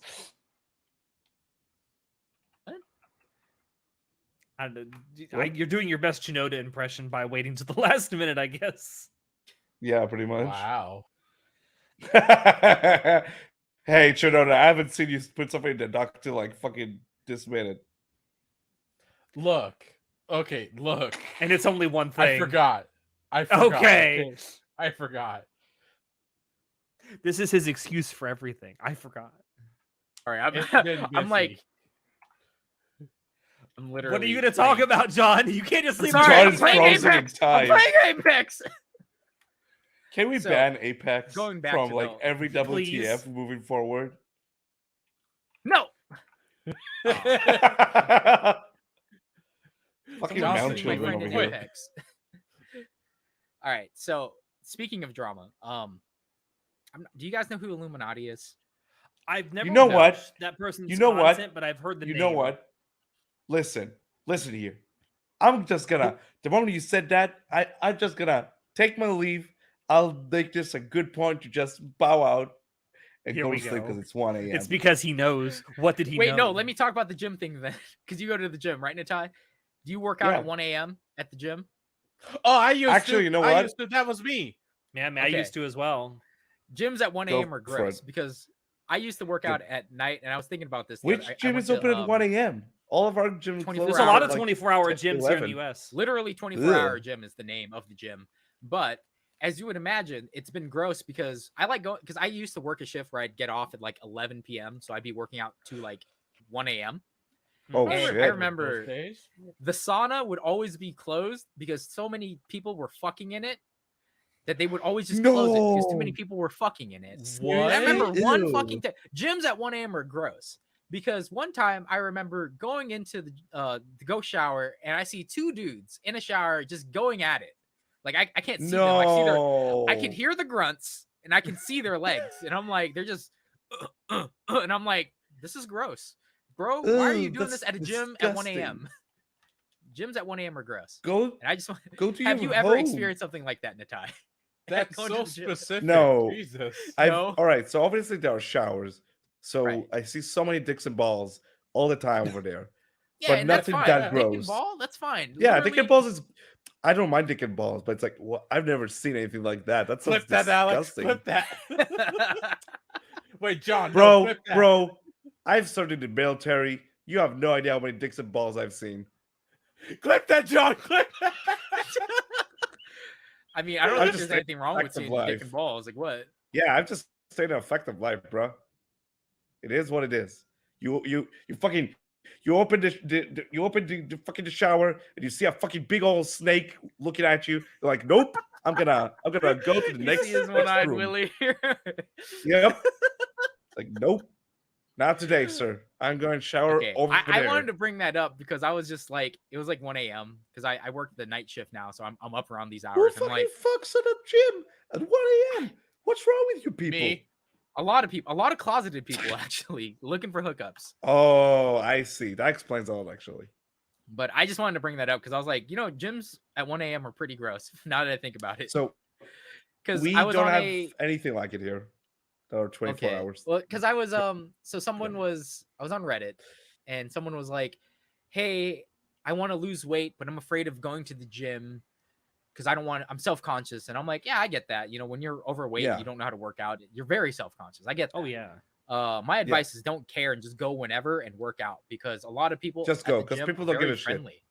Yeah. Yep. Like I'd say Most people there don't give a shit. gym, like people who are rude to you at the gym are probably 1 in 50 to maybe 1 in 100. I've met way more nice people who help me with my form, Totally. who just talk about their journeys and stuff that I could do to work out and stuff like that. Most people And a there lot want of you people to are be so focused better. on their own workouts that they're not going to look at you. Yeah. Yeah. And No, I, for real. and I- That's don't for get me real. wrong though, there are some people who are just like gym rats who are just like fucking annoying to be around, but there's a lot more nice people than there are bad people. So my advice Definitely. is just go and focus on yourself because I guarantee you, when I see a overweight person at the gym, when I see someone bigger than me at the gym, my first thought isn't what is this fat ass doing here? It's good for you, dude. I'm proud of you. Yeah. Like in my mind, I'm Literally proud. every Yeah, me time too. And I'll I'm at even the talk gym to and I them. see Like, someone like There's that, this yeah, dude I remember same. one time on the stair climber, and this guy's going hard. And I'm like, bro, I was like, he was at like 71 flights of stairs. Like, damn, Oh God. boy can get it. Like, holy Was he shit, doing that's- that? Was he doing the 9/11 thing? Because I know I on don't- not. So there's What's a the thing that happens- 9/11 thing? I don't know what the Yo, 9/11 what? thing is. There's hold on, let me fucking explain it. There's a thing that happens. There's a thing that happens on 9/11 every year where a bunch of firefighters go to the gym and get on the Stairmaster and they climb the exact same amount of flights of stairs that were in the Twin Towers. No, this is just a big dude Whoa. trying to lose weight, and he climbed 71 flights of stairs, and I was impressed. I was like, I can barely Good for him. get up like Good for 40 him. flights of steps before I'm like, I'm done, donezo. I'd like to What a point out the beast. firefighters that do that, they have their full gear on too. Oh they're yeah, on the No. Stairmaster. yeah. But no, Dang. so on this subreddit about losing weight, this guy was just subconscious, and one of the advice was like, just go to the gym at like late hours, like midnight or 1 a.m. And Don't do that. all I could think about was like, do maybe that. not, because it's kind of gross. Listen, Like, I I think like- the best. I do like the Second. fact that when I go to the gym at 1 a.m. in the morning, that literally there's no one else there but me, maybe 1 or 2 other people, and we all like there's a wide berth between us. Like one person will be on a treadmill, Yeah. I'll be over here with the weights. This other person will be doing some machine, and it's perfect. I love it. Everyone leaves me alone. It's like having your own big personal gym. And I love that. Yeah. Yeah. Because Definitely. I think it's annoying when you go to the gym and it's full and you got to wait. Like It's when I'm doing crowded leg as day, fuck, and it's yeah. like, fuck, dude, I have to wait like 30 minutes to do legs. Like, because I like to do my workouts in a certain order, because I do them in the order of, this is going to be the most hardest to do if I don't do it first. For example, squats. If I do not do my squats first Get thing that when I ass do in leg shape, day, bro. bro, when I don't do the squats first, I cannot squat for shit after I do the rest. If I go do the other, like, hamstring workouts, quad workouts, and You're too all these tired. other workouts, you get so Yeah. fucking tired. And then when you finally are able to get to the squat rack, you're like, oh, I can't squat this. I do like 5 reps and I'm done. I'm roasted. I can't do it. I don't have the that's energy. legit though. That's legit though. No, I definitely hear you about like going early to the gym just because there's so much more space and it's so much quieter. It's like Yeah. nicer. But like if like someone is like, if there's like anyone in the audience who's like listening, wondering, I would highly recommend just like, if you want to go to the gym, just go. It's like Yeah. such a great way, both, I mean, for your health and it's just a social like place to like meet new people and talk to people, because like most of the people, as I said, I totally agree. Most people don't give a shit about what's going on.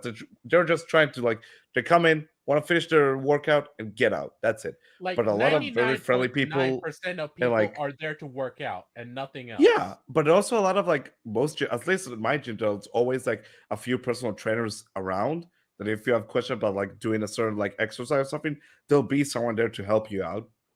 So it's like, Yeah. I think like it's, if I there are will any say, concern going to the if gym, you are just do it. If you are in the gym alone, don't do stuff that you are like at your absolute limit No. on, because you will hurt No. yourself. Yeah, Oh, yeah, always it's super consult with easy. someone's Yeah, who's and there. whenever I'm at the gym, because I love lifting weights, right? I just like Bless weightlifting you. in general, like free Bless weights. Get that bench, bro. Bro, fucking 350 bench, let's go. Nice. Anyway, Big but boy. whenever I see someone lifting and they're doing something that could literally hurt them, I will step in and be like, hey, man, I just want to let Look you know, out. like, your form is bad. Like, you're going to hurt yourself. I'm just trying to look out for you. You know, like, do you need a spot so I can help you with your proper form? I will do it. Yeah. Right. Yeah. I'm like, you mind if I spot you so I can help you do, like, when you're like, for example, my buddy, Yeah, when I don't first took fucking him to go, decapitate yourself. well, because, for example, when I took my buddy to go work out at the gym like, he's never lifted weights before this, when we first started lifting, and we were doing dumbbell presses, right? Where you do this dumbbell shoulder press. Yeah. Oh, And I was yeah. telling him, but like, I was spotting him, and I remember one time the weight fell, and it was Oh, spotted Lord. fucking popped his fucking, because he was doing too much, and then it literally fell, right? And I was like, you're gonna hurt yourself like Ooh. that. So That it's like, makes you need to- that makes That's my rough. shoulder hurt. yeah, and it's I just know, like right? it falls, and it's like it's gonna smash your fucking fingers, gonna fucking twist your wrists. Like, you have to be able to watch shit like that. Same thing for like bench press, especially. If you don't know how to bench safely, it's very intimidating. You need a spotter. Because, well, you Yeah. need I'd say if you've never benched before, either start really low or have a spotter, because it is very intimidating. I to would do I bench would press by suggest yourself. always On the asking for safe a side, spotter. just have a spotter if you can. Yeah. And I Like, will really. say, if you're going to the gym, especially if you're lifting weights, know not only your own limits, but the limits of the person you might be helping. Oh yeah. Because, well, to be specific about that, I was asked one time at the gym, because I went kind of late at night. It was like 11, 12 o'clock at night. And I was one of only like 4 people in there. One of the guys was doing just, bench presses. And he came over to me and he said, because I was on one of the leg machines, and he said, do you mind spotting me while I do this? And I'm like, okay. And then I walked over and I saw how much weight he was putting on there. It's like, I'm not going to be able to help you if this goes wrong, man. Ooh. Well, here's the thing with spotting. So when I'm hitting my max, it's the fact that 1 pound over your limit will be all the force that it will take to bring you down. So being able to lift even just 5 pounds, just 5 fucking pounds, can help someone get that off of them. Definitely. Like, it's not. So when you're like, for example, when you're bench pressing or you're squatting, it's not, unless in the very, very, very rare off chance that your fucking actual muscles snapped, which does happen. They can actually rip and snap off and stuff like that. You'll see that Very with a lot of rare, bodybuilders. but it It happens. can happen, okay? And it looks it is horrendous to look at because you literally watch it go, and you're like, holy shit. But your muscles don't do that. Don't want to Your muscles imagine have that. limiters on them for a reason, so they don't literally tear in half, right? Mhm. It's very rare. So the thing is, when you're hitting the wall, when you're hitting your max, you just need that extra pressure to help you lift it away. Also, it also helps to have someone who's spotting you because it helps for guidance. For example, like if I'm squatting down and I can't put it back up, I can't squat it back up, you lifting an extra 20 pounds off of it makes it so I can slowly put it back up. Then you can help guide it back to the rack.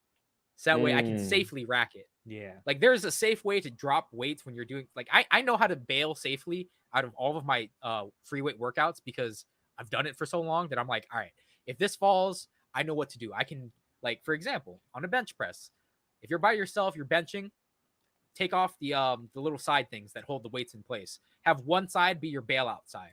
When it's falling down, tuck That's your very shoulder. dangerous though when it's a very crowded gym.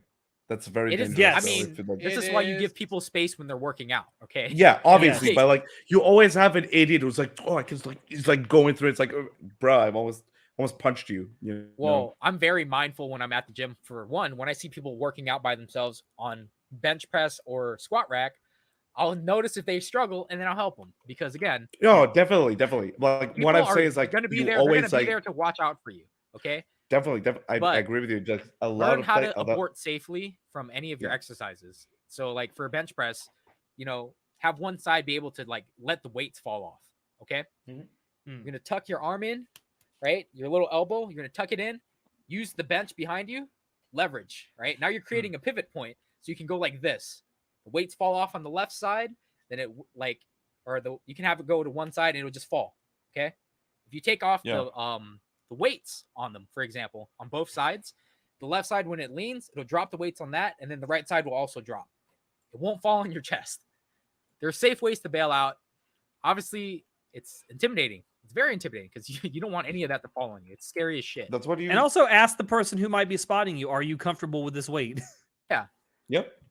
Don't be afraid to try to yell out for help too. Like, yeah, you don't want to hurt yourself with these. Don't be macho things. ever. Yeah. Don't be macho. Like your body is. You don't want to. If you're gonna get hurt, you'll just be out of the gym for like a few months, which you don't want to be. The gym And that I that's was on going the good to. side. The gym that I was going to for a while had this thing on the bench press rack. It was like some kind of mechanism that they had that you could actually activate with your feet that lowered the holding rack on the bench press all the way down. And then you could, if you were having trouble with it, it made it so it was like That's almost cool. even with your head. So you could like scoot back and then put it back behind you. Well, that's pretty cool. For a lot of so for modern bench presses, they'll have two racks. They'll have an upper rack where you'll have your full extend, and then they'll have a lower rack for you to bail out, where you're halfway down and you're like, I can't do this. Then you can rack it right away. It'll be right above your chest. So I just thought that was a cool little mechanism, like just immediately have you a bailout rack. There are modern safety things you just got to learn, but there's also like older gyms where they don't have that. Yeah, it's a little bit dangerous. But it's the same thing for a squat rack. Like when I set up my squat rack, I'll always have the bar very so when you're on a squat rack, they'll have safety bars on the side. So that way when you drop your weight, it doesn't crush your fucking spine. So that one, you can just literally if you can't do anything, depending on where you're at in your squat, if you're up in a vertical position and you can't rack it, just drop it backwards. Just let it go. Let the squat rack and then get away from it. Keep your fingers away, let it drop. It'll make a loud bang. It's fine. If you have it at a safe thing, it won't hurt anyone. If you're it's gonna wake up everybody in the gym. But I mean, the main thing is you don't want to hurt your back. You don't want to hurt your back at all when you're doing squats. No, horrible. Especially now that I'm older, back injuries are the worst. Yeah. Or back to your question though, John. What's up? Back to your question though. No, I've never seen two guys going at it at the gym at 1 a.m. Have you guys heard of the things with the pink? Oh, I've heard about the Pinkerton thing. Yeah. Yeah. Only Wizards of the Coast could be guilty of a crime from the 1850s. That's crazy. The old Pinkerton thing. So no. So when I first heard this story, I That's had insane. assumed that this dude worked at Wizards of the Coast and was like leaking stuff. And I'm like, that seems like a little drastic measure to take Wizards of the Coast, but whatever. But as it turns out, this guy It's bought just a guy. like, yeah, he just bought a pack and it was the supplier that fucked up. And they sent the Pinkertons to intimidate him at his house. I didn't know that a Pinkerton was a real thing till this incident. I didn't know it's an actual thing. The Pinkertons yeah, were like bro. a precursor to the Secret Service. That's insane. They've been real for a And long they're time. still around. They are still around. It's a private security I'll- service now. I'll let you guys have at it. I'm gonna bow out because I really need to go to sleep. But this was a really fun Okay. episode, though. Like, I had a All great right, time. have a good time. night. Bye, inside. Natai. But, I'll see you guys later. So, yeah. Go ahead with Illuminati. Oh my god. So That's what got us on this whole rant. I don't like Illuminati. I don't like their content because I watch a lot of Jim Can't Swim. I watch a lot of like murder documentaries on YouTube because it's something that I can play while I'm doing something at work. It's something that I'll have just playing in the background and be like, wow, that's a crazy case, right? Because of this, the algorithm was like, oh, you like documentary style stuff. Here's this YouTuber called Illuminati. And I watched a couple of their episodes. Like I watched one about PETA. I watched one about Autism Speaks. And I didn't really like their content. I was like, a lot of their stuff that they cover is just surface level. I could have learned this on Wikipedia.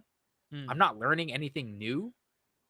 And recently there's been some drama where Illuminati takes some shots at Legal Eagle. That's another YouTuber I watch, Legal Eagle. Oh, I love wow, watching their really? content.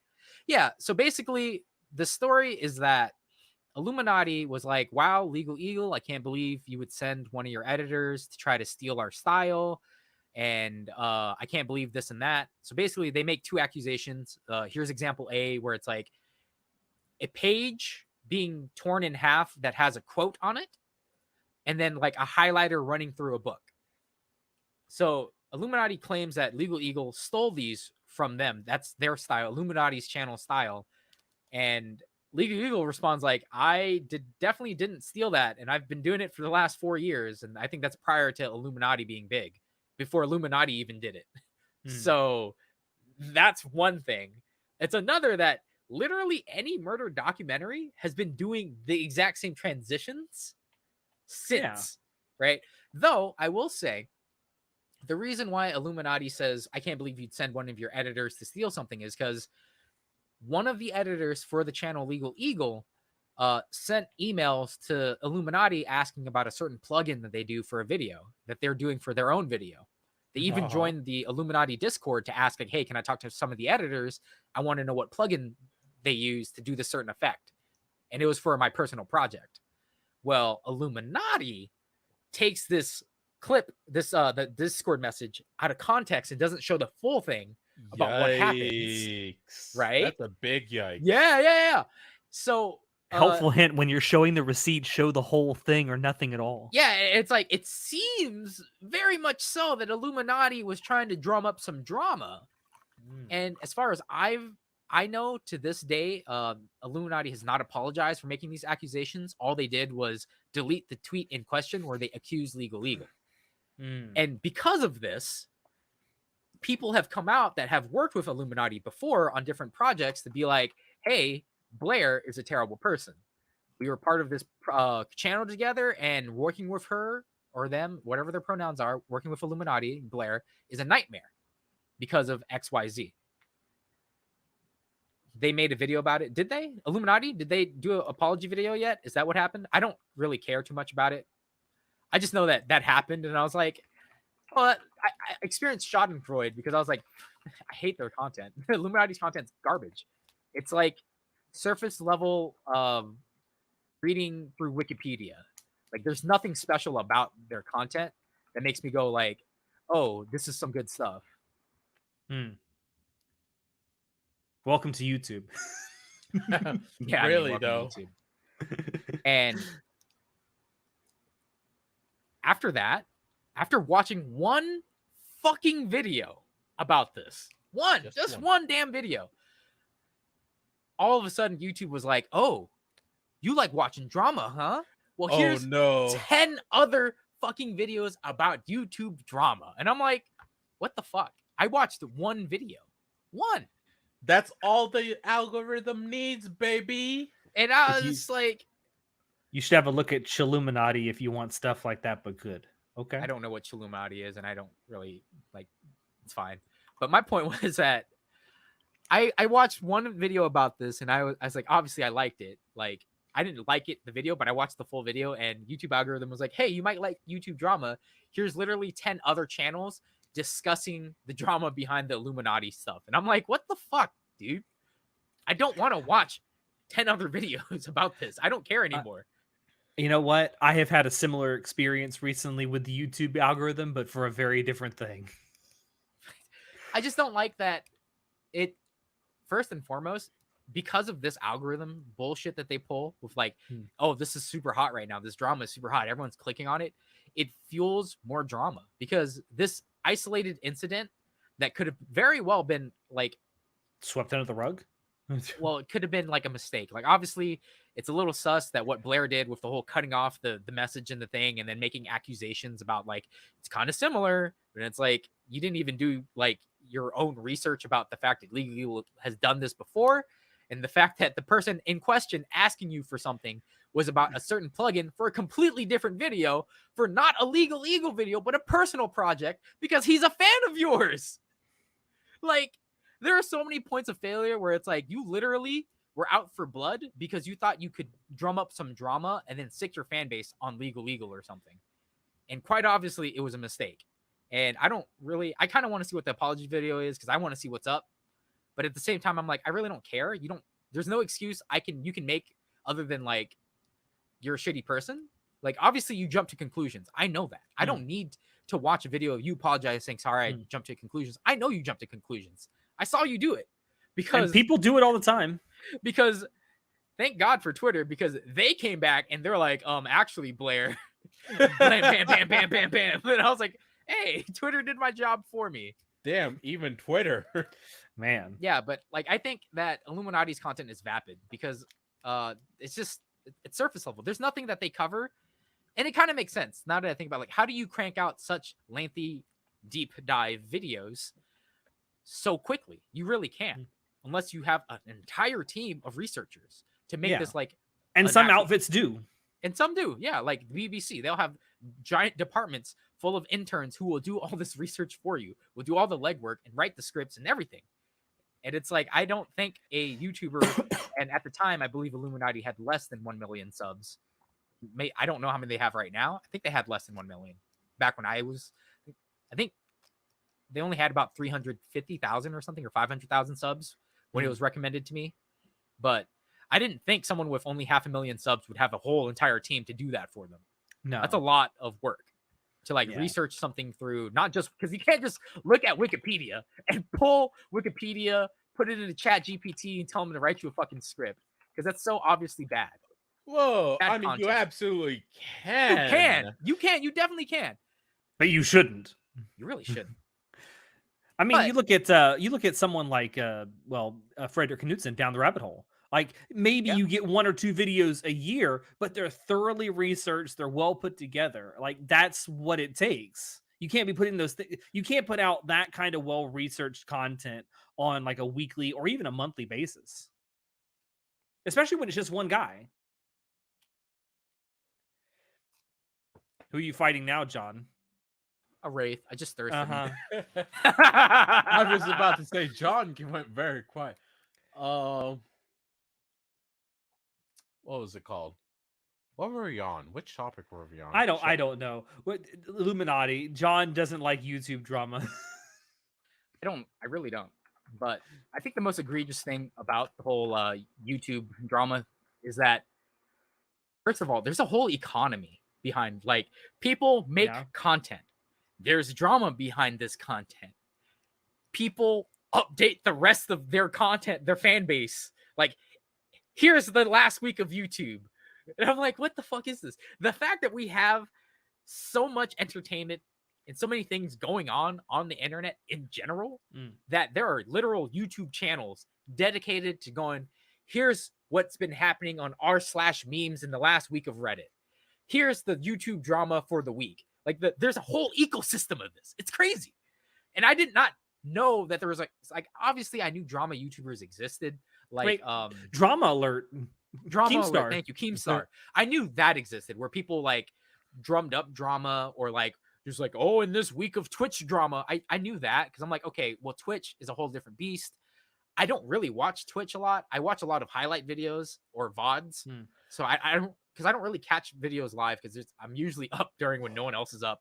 Other than like Kason, she's usually up when I get home from work. That's when she usually starts streaming. So I'll watch. I see you're a man of culture as well.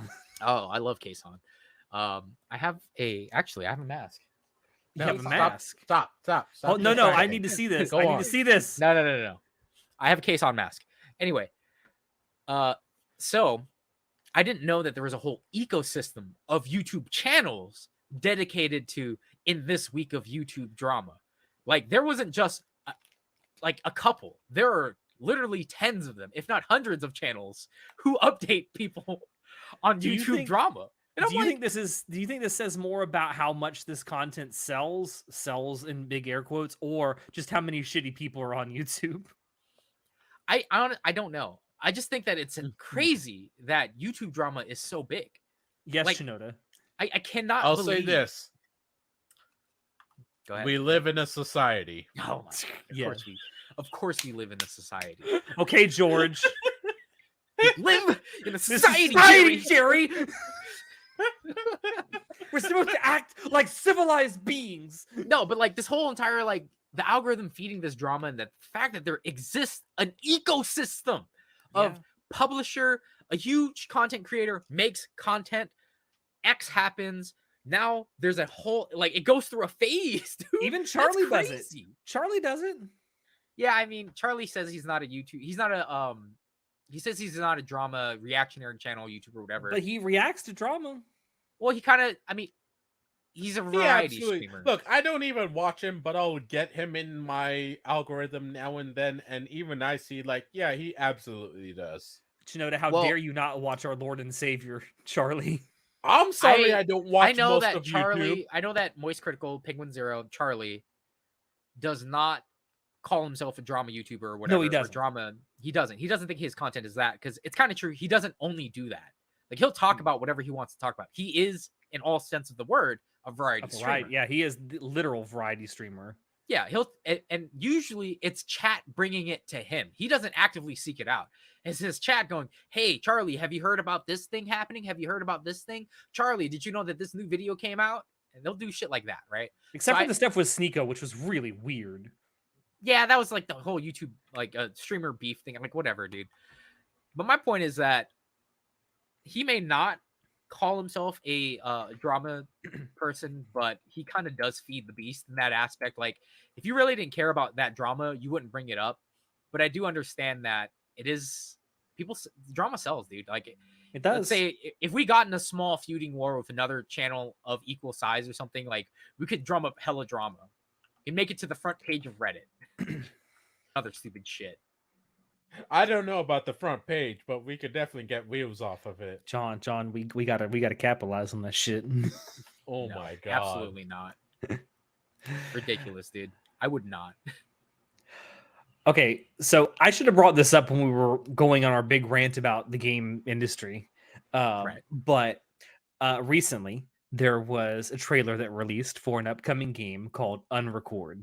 I posted the trailer on our Discord server, and John, you refused to believe that it was made with the Unreal Engine.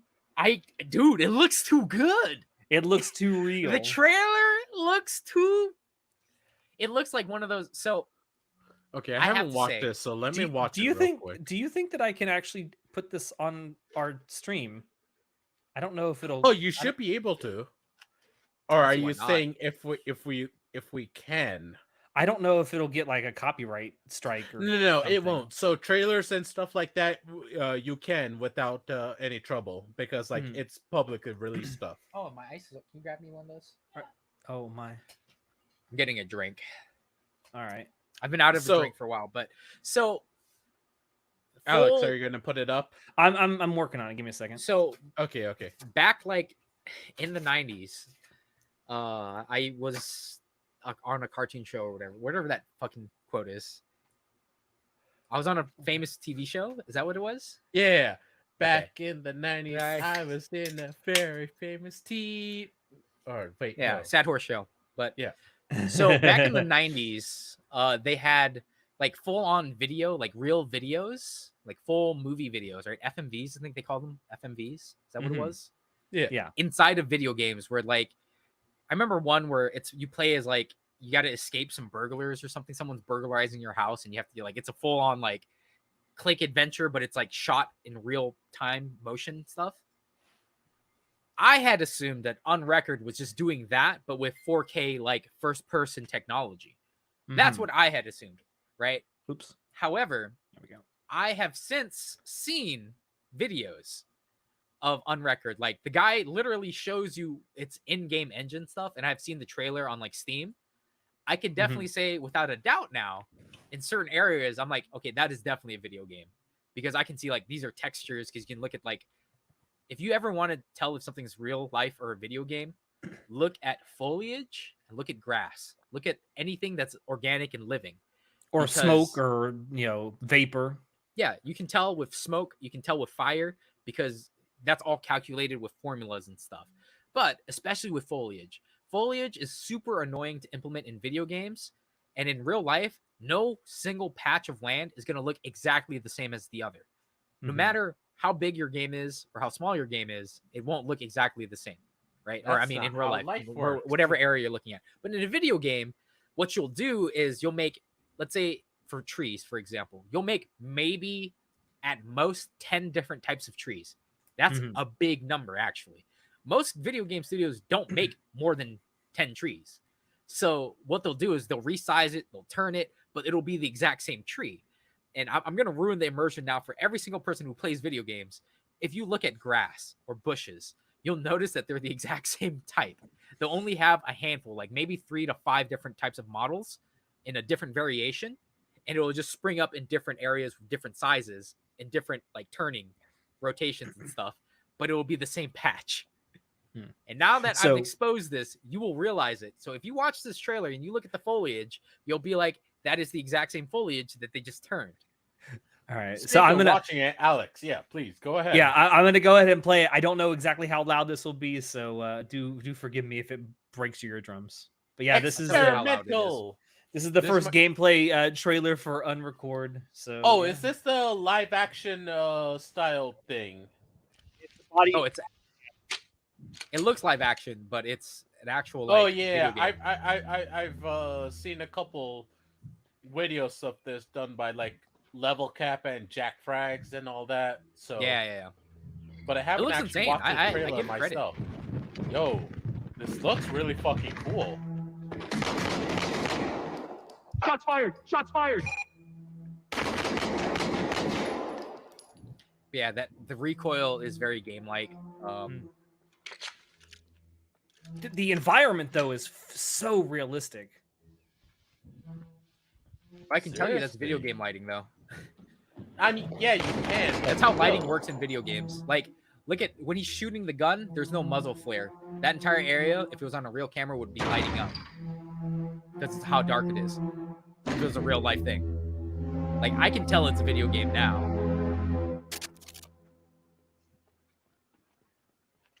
It still looks crazy, though. It still looks great. No, it's beautiful. Holy shit.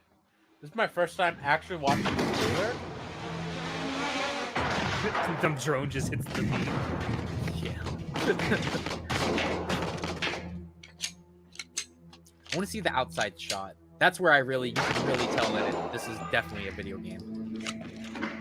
I mean, other than look at the assets too. Yeah. They're the exact same asset, just turned around. They look exactly the same. Yeah, with like a little like stuff missing from it or whatever. Yeah, or The different drums. color. Yeah. Like they're just the same drums stacked on top of each other. You know, in real life, they'd be little breaks in here and there, look different. But it's because it's very time consuming to make assets. That's why you reuse them. You'll just resize them. You'll put on different, you can put on different like dirt and stuff on it and scratches. Where and the stuff. fuck is Oscar? Oh Oh, what the fuck? Yeah, so this trailer is really hard to tell that it's actually a video game. But if you go to their Steam page, they have a different trailer where they'll show like an outside shot, and it's like, okay, that definitely looks like a video game to me. It's very realistic looking, but it looks like a video game because I'm looking at the foliage. That's how you can tell really extremely cool, easily if something is a video game. Yeah. Let me go ahead and put us back where we should be. There we go. All right. Yeah. So I have thoughts that I definitely wanted to share. Let me go ahead and stop that. There we go. Feels retroscope. I think you mean I don't know what supposed to say retroscope is. rotoscope, but I think is what it's trying to Rotoscope, say. Sorry. Yep. I misread that. But no. So, and this may be a little controversial, so bear with me. You know how for years, out of touch politicians have been telling us that video games are murder simulators? And the common retort has always been, well, a sane person knows the difference between reality and fantasy. With video games, it's getting awful difficult to distinguish reality and fantasy sometimes. Oh my god. I mean, Alex. so there is a case in point for disassociation. So one of the more prevalent things in military functions is that we can kill people behind screens now. And because, listen, murdering people used to be you had to get up close and you stab them, right? Very personal thing to do, but pretty easy to do when you know that if you don't stab them, they're going to come rape and kill your people. So yeah, there's a reason for it. And then now we get to guns where it's like you can kill them at a distance. You still pull the trigger, but there's a physical distance. It's easier to disassociate, right? And then we went to artillery. We can shell people from a distance. Miles away. We can drop bombs on them, but we still had to press a button to do it, right? You'd be in a plane, you'd have to drop the bomb, and you'd have to know that you're about to kill 50 or more people with this one thing. But it was still easier to disassociate than, say, pulling a trigger of a gun, and especially from stabbing someone in the fucking face. Now we can kill people from a screen. It's so easy to disassociate. And it's very impersonal. Well, there's been proof of people being able to, like, so over the course of all warfare, World War I, World War II, the Vietnamese War, fucking in a Desert Storm, we tend to dehumanize the people we're trying to kill. We don't call them humans. We don't call them brothers. They're the enemy. Call them fathers. They are because insurgents. It's easier to make They're tangos. them. It's easier to kill someone if you can dehumanize them. They're not a person. The thing that you are doing, you're killing an enemy of the state, a tango, a Charlie. We've have history of this.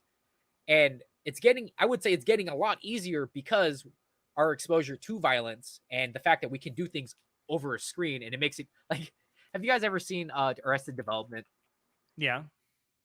Have you seen the scene where Buster is like dropping bombs in the Middle East through a drone and you think he's playing a fucking video game? Yes. Like, that's scary as shit, but that's kind of true. Yeah. I mean, that's flying a drone is like playing a video game. Well, ever since the Ukraine war has broken out, like I've seen so many videos of people dropping drone footage videos of people dropping bombs in like little hidey holes, and it's fucked up. Like, it's real fucked up. Can I ask you something, John? About unrecord, right? So this is all it looks very realistic. I mean, yeah, to the trained eye, you can spot things here and there, but it looks more realistic than just about any other first-person shooter I've ever seen. Oh yeah, 100%. Like, it looks super realistic. It was very hard for me to and be able they'll be like, "What the fuck?" My question is, you don't have to show it to a boomer. You can show it to the general population. Show it to me. They'll be like, "What the fuck?" But my question is, eventually this game will be modded when it comes out, and someone is going to mod Columbine High School into this game. Oh yeah, 100%. Alex, I'm saying it's going to happen. And at that point, does it actually become a murder simulator? I mean, it will eventually. Yeah. So I think, I think the common retort to, people out of touch people saying that video games are just murder simulators. We used to be able to really just like wave it away really easily, but it's getting more and more difficult to just kind of wave that away. I'm not. I listen. As someone who's in the IT field, I'm impressed as hell by the technology. I really am. I think that it has a really good use, not just in gaming, but in like recreations of things like crime scenes and stuff. I think it's great for stuff like that. But man, I don't know. It feels wrong to develop this for a first-person shooter. I mean, I think that my entire case for bringing up the whole killing people through a screen thing and people being able to disassociate a lot easier isn't to make a case for like maybe they were right. It's the fact that people will always find ways to do it in more efficient and easier ways to kill other people. That's kind of just history. Okay. Yeah. I don't think that having realistic video games will breed more violence. I don't think so Like, either. just in the same reason that I don't murder people with my car, right? Could I murder people with my car? Yo, for 100%. 100% I could murder so many people with a car, right? We've seen, like, the guy literally happened Christmas. The fucking guy with the car in the Christmas parade. Literally just happened. Like, a year ago. Every time every time I hear someone talk about this, I think about that thing from The Sopranos where the guy ran over the dude with the car and Tony Soprano says, "I thought I told you to back off." And he said, "Yeah, but I put it in drive." Oh my god. But my point is, if people want to murder other people, there's really nothing stopping them from doing it other than this shared thing of we're probably not supposed to murder each other. Yeah. Like, the fact that the police exist, there's armed resistances, people will fight back, and overall, whatever moral compass or ethic compasses, ethic morals, whatever you have, whatever reasoning you have for why you shouldn't murder people, whether that be God, whether that be the Quran, whether it's your morals or whatever, it doesn't matter. We have rules that we have set up as a society that we're like, hey, we probably shouldn't do this. Okay. Yeah. Shouldn't hurt kids. Shouldn't hurt people in general. Right. I feel like there's a pretty like cut and clear case of why we shouldn't do things. But when push comes to shove, people will do fucked up things in general. 100%. Again. So that's why I don't think video games will breed violence. I don't think it's going to do anything other than John, I didn't know you were a sitting senator.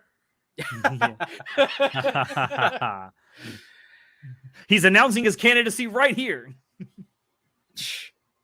Listen, that'd be a downgrade for you. If I was to become a congressman, you bet your ass I would create a leaking Reddit account where I'd tell you how to bet on Wall Street. Hey guys, so you should probably I'd commit so much insider trading. Oh, listen, if Elizabeth Warren can do it, I can do it too, okay? Or not Elizabeth Warren. Was it Elizabeth Warren or Nancy Pelosi? Which one is the one who told? Both one of them told their husband to buy. One of them, a month before the Ukraine war happened, told their husband to buy Lockheed stock because they were going to war and they would be buying a bunch of Lockheed planes. A month before it happened. Damn. That's a coincidence, isn't it? That's just a hell of a coincidence. Hell of a coincidence that literally a month before it happened, you bought all this stock in this company that sells fucking planes to kill people. Yeah, crazy. But I'm just saying, if our congressmen are allowed to do it, we should be too. We should be allowed to do it.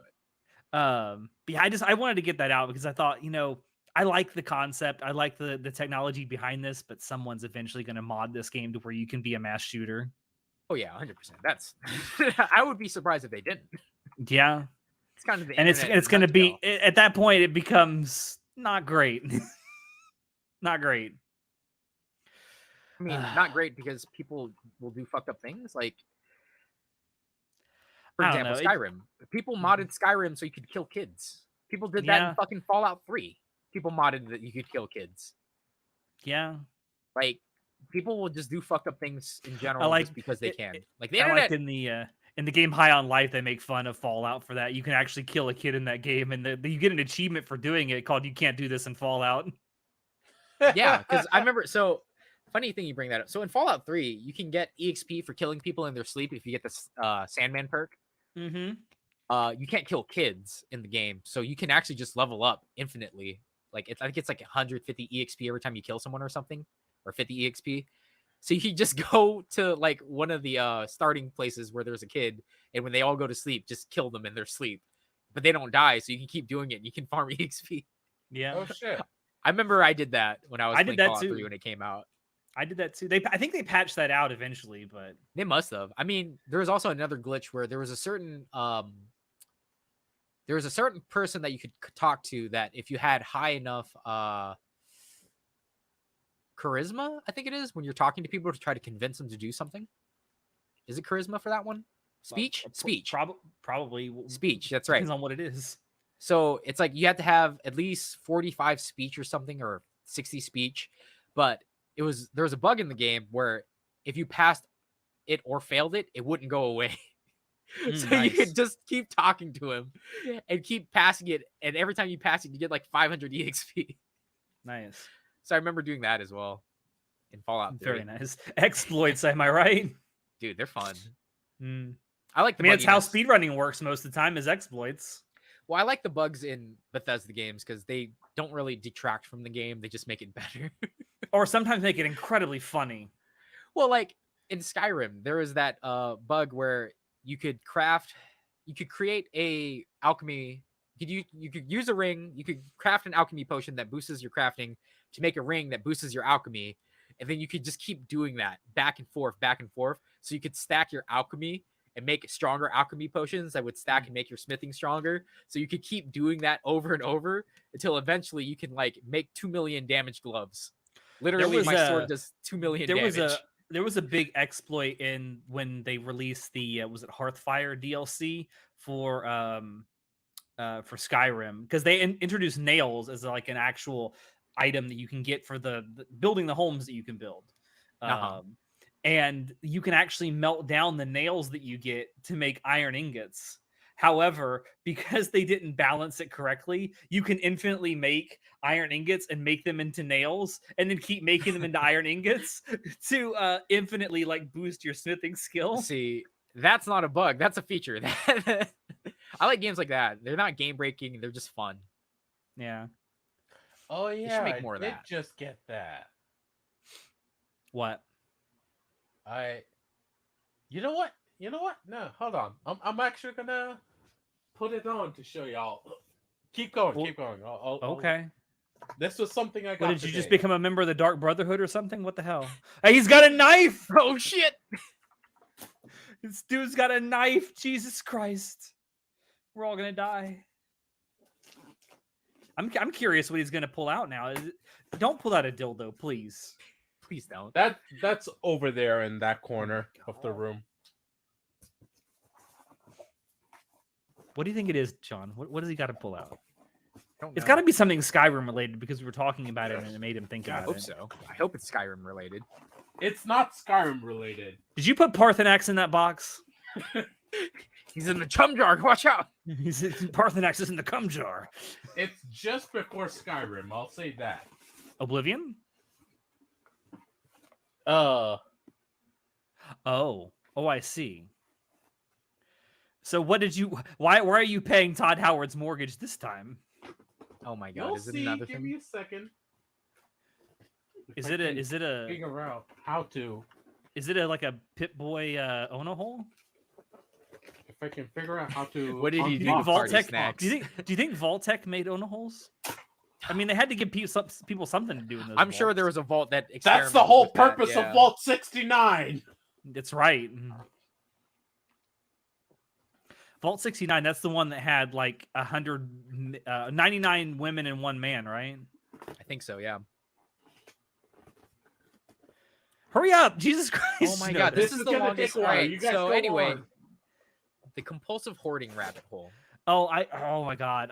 So again with the YouTube algorithm, right? It recommended me an episode of Hoarders to watch because apparently you can just watch entire episodes of Hoarders on That's YouTube amazing. now.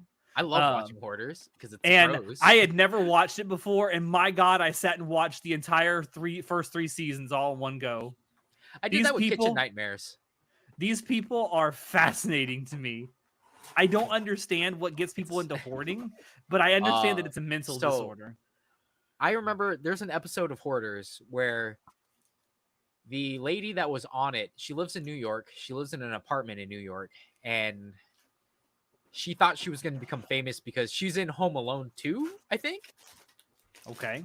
She's in Home Alone 1 or 2. She plays the prostitute who goes the blonde prostitute that talks to Kevin. This motherfucker has an actual Pip Boy. I don't know if that's like Home Alone 1 or 2 where he's in. I think it's Home Alone 1, right? Where he goes to Central Park. No, that's Home Alone 2, Lost in New York. Okay, so that is number 2. So that's the one that has the Donald Trump cameo that's been edited out. Oh yeah, that's right. Where he's down the hall and to the left. That's right. So there was she was a actress and she had that role in Home Alone 2, and she thought she was going to become super famous, and she never did. And she saves everything, like old news clippings from. It started off with her like saving all the stuff from when she was in like Home Alone 2 stuff, and it just kind of devolved into her becoming a hoarder. And it's very sad because it's like it's funny because there's like a common theme among a lot of the people that are featured on the show. They become hoarders after some kind of major loss in their lives. Yeah, major trauma, and it does make sense. Yeah, and that trauma almost always involves like death or the like end of a childhood dream of theirs or something. Yeah, something sets it off. It's trauma. Yeah. It's just so, I don't know. There's something about I will say there's a bit of Schadenfreude in it while I watch. Like, thank God I'm not that fucked up. Yeah. You think Alex? You think your life is bad? It could get worse. Yeah, and I think it's fucked up that TLC. I think it's TLC that does hoarders. A&E. Is it A&E? A&E, but they're owned by the same company.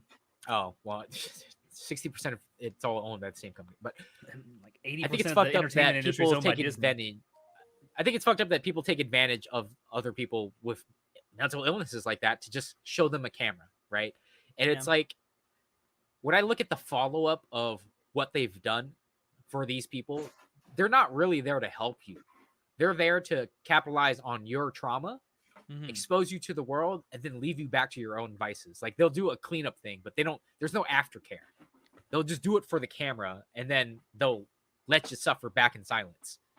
Like people who, in those hoarder episodes, they'll help them clean up. They'll hire a company. They'll help them throw away stuff. And then to their credit, they do a great job. Yeah, they do. But they're not tackling the root of it. There is no aftercare. It's like once the cameras are off, once we're not recording anymore, it's like, all right, see you later, you poor fucker. And they'll just fall right back into it. There are some people who it did genuinely help, though. I did see the stuff where they actually had people on there. They did change their ways. Yeah, but it's like you're selling their trauma and you don't even provide aftercare is my biggest problem. You're using these people for views, for ratings, to expose them to everyone else in their life that will know them in their small fucking town, to like show like, hey, look at what a fuck up this person is. Yeah. And then to provide no aftercare at all, it's fucked up. It is nice that it kind of made it more awareness of the fact that this is an actual mental disorder. Oh yeah. That's something good that comes out of it. I don't know. There's just something fascinating about it. It's like, because I think that I have a lot of stuff, but then I see these people's houses and I realize I don't have a lot of stuff. You have nothing No, compared you just to have them. a fire hazard room. I just have. Does that room still exist? I have my things. No, do you still have that room full of cardboard? No, I don't. The fire hazard waiting to happen. No, I don't have the room full of cardboard. That was at the old house. I just remember when I walked in there, I was like, dude, just fucking, if I wanted to burn down your house, man, it'd be so easy. I'd light a cigarette and just throw it in and you're done. Come back in 15 minutes, your house is gone. Gone. That's my room right now. Do not collect cardboard in your house. No. Dear God. No. Yeah, I kind of felt falling down that rabbit hole, as I do with many internet rabbit holes. Just YouTube just feeds me, and I'm like, okay, that's what the YouTube algorithm is about, right? It's about making you be mindless. It's basically wants to replace TV. You be a mindless zombie and consume media and just keep watching. Which, with as many ads as it has on it, it's kind of like becoming cable TV. And I will say right now, YouTube uses your camera to watch your screen. Like, watch your face camera. It will use it. How do I know this? Because lately, every time I take my eyes off of my phone, that's when it starts to ad play. It starts to ad reel. Right when I take my eyes off my phone. So if you don't have a cover... that's hella sus. Well, I mean... hella sus. Yeah, like, it's doing it. passively. Your phone camera is always watching and recording and listening to you. Like, I know that Google AdSense does that, where it's always listening to you. I knew that, but I recently, because of I've been noticing it every single time. All right, every single time I look away, it goes ad. I thought at first maybe this person's like, for example, JonTron, his videos, he just puts a bunch of ads in them because he barely makes videos. So he'll like, he does like maybe one video a month, if that, if not less, right? But because of that, he has a bunch of ad reels and stuff, which makes sense. He doesn't have a huge amount of videos to monetize. Mm-hmm. Of course, you're going to put a shit ton of ads on it. Of course. But this other YouTube video channel that I watch, where it's a documentary channel, and I usually only get about, I'd say, one ad break every 10 minutes, and they usually make like hour-long content. So I'd run like 5 or 6 ads. Lately, when I've been watching it, every single time I looked away from my screen, like I would watch it for like 2 minutes, then I'd have to look away, ad. Then I'd come back, skip it. And I'd watch it again for another minute or two, look away, another ad pops up right away. And I'm just like, what the fuck? So I tested it, right? And every single time I had to like for example, there's I have to clean oxygen kits where I'm doing something and I have to turn my back to put stuff away. Every single time I turned my back, an ad would fucking play. And I was just like, this fucking camera is watching me. So what did I do? I covered my camera. Now my camera, you can't see, it doesn't see me. And now the ads are back to normal. Because now it can't see my kind face. of randomized. Yeah. So I was just like, looks like my camera is watching me without my permission. Thanks, YouTube. Thanks, Google. John, I just have to say, I'm legitimately surprised that you're not playing a cracked version of YouTube in the first place. They just stopped support for that, actually. It just ran out. There was a version of YouTube. There was an app that you could buy on the iOS store and stuff that basically was YouTube but without the ads. And they got DMCA'd to death by Google, so they can't update it anymore. So it finally just stopped working. I don't remember what it was why don't called, you though. just use? Wait, no, I shouldn't. On my say phone? It out You loud. can't put it on your phone. Yes, you can. Yes, Not you an can. iPhone. Not an iPhone, dude. Oh, I don't know shit about iPhones. Never mind. Yeah. If it was on Android, yeah, I can just turn my Android into a fucking computer. I know how to do that, but it's not on iPhone. You can't. iPhone will not let you do that. I guess They make money from selling your data. If that's true, then that kind of explains why I don't get a lot of ads when I'm watching YouTube on mobile, because most of the time I'm just listening to what's on here. I'm not actually watching it. So my camera's facing up at the ceiling. Yeah. So as long as the camera doesn't detect a face, it'll just be like normal. But if it detects a face, it'll know. And again, that's because it's always watching you. It doesn't need your app permission to watch you because it's built into it. It needs to for AdSense, but it's what they want, John. Well, it's like it'll say we track your activity across apps, and that's usually enabled by default because they want to send personalized ads. That's part of the personalized ads. Using the tech to watch your face is part of that. It's fucked up. And it is. There's nothing we can really do about it. All right. I only had one more thing to talk about. Go ahead. I only had one more thing to talk about, but I think I'm going to save that for our next monthly dump. Because it is something I have been watching recently. Okay. Alex, you were actually right. It is, in fact, a Pit Boy. It is straight up a Pit Boy. This motherfucker has a Pit Boy.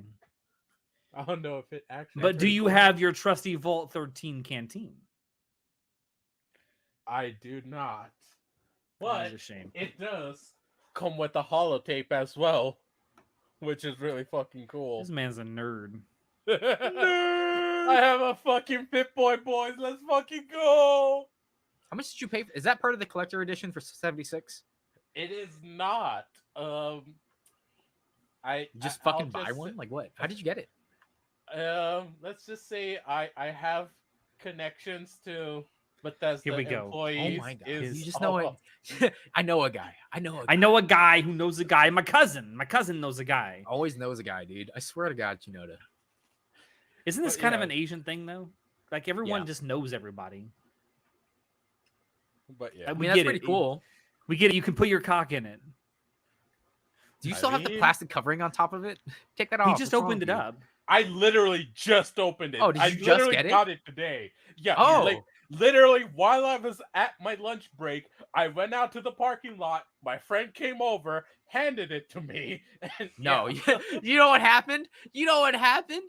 Bethesda sent this to some guy who won it in a contest. You work at USPS. You And he saw stole it. it. You said, "This is mine now. It's lost in the mail," and then you just took it. It's one of As those the things that local got government mysteriously employee, lost in the I mail. cannot confirm nor deny any of these allegations. Also, Chinoda, Mr. I totally don't steal people's mail. Where the fuck is my car registration that still hasn't gotten here yet? You mean Oh, don't come up with a good lie if you're gonna lie. Mr. John Smith's registration yeah. over in Ohio? Yeah, fuck you. That one? Yeah, fuck you. Well, I think that's all that we've wanted to talk about. That's right? it. Yeah, we got to everything. I'm gonna move one of the things that I said I was gonna talk about over to the monthly dump that we were gonna record. I Oh think Jesus! We've later been this doing week for or next 3 week. I can't hours. remember. Yeah, we have been going for almost 3.5 hours. You're right. Oh, jeez. I've been Um, playing Apex this entire time. and you're still not good. Oh shit! Hurts, dude. Hurts. It probably would hurt more if you were better than me, though. Yeah. I could probably beat all of you on the podcast with a controller. Oh, Yes, it is. It was a long WTF, but yeah, I think we're gonna go ahead and end it there. Thank you, everyone who came out to watch us today. Thank you for everyone who watches this after the fact. It's probably gonna go out again on Thursday this coming week. It is gonna be kind of a special episode that goes out because we got a bunch of stuff that we need to get out on Monday for the next couple of weeks, and I don't want to have it sitting in limbo for too long. But be sure to check the description below where you can find links to Anime Club After Dark on Twitch, on Twitter, on Discord, all the good places. We also have a merch store where you can purchase stuff that really, really helps us out. Going to be adding some more stuff there soon. I just don't know exactly when. But yeah, that's it. Have a good night, guys. night. Play Jedi Survivor. Don't. Unless you're on PC. Don't play it on PC. If you're on console, play it. It's fun. It's a good time. I forgot to talk about it. It is fun. The gameplay is good. And the story's great. Allegedly. It is. I'm motherfucking playing. I wish I would. I wish I could know. Great, man. Fuck you. Yeah, I I'ma wish tell I you could right now. know. I wish I could play it so I would know. Get on You gotta consoles, wait you till, like, fucking scrub. Let's fucking no, go. fuck no. Dude, when I bought consoles, all right, like here's my library. Like this is my library of PS1 games. This is my library of PS2 games. This is my library of PS3 games, and I literally have like 4 games for fucking PS4. Like I got a PS4 Pro. I bought it off of my coworker who wanted it in a raffle from work. Then I played literally Persona 5 Royale, Project Diva, and that's literally it. The only games I own for it. I guess I got Guilty Gear for it too. I bought Guilty Gear twice. Also, For if you PS3 guys can't and tell by PS4. how animated I am, You're drunk. He's on one. And he's having a good day. Yeah, baby, let's go.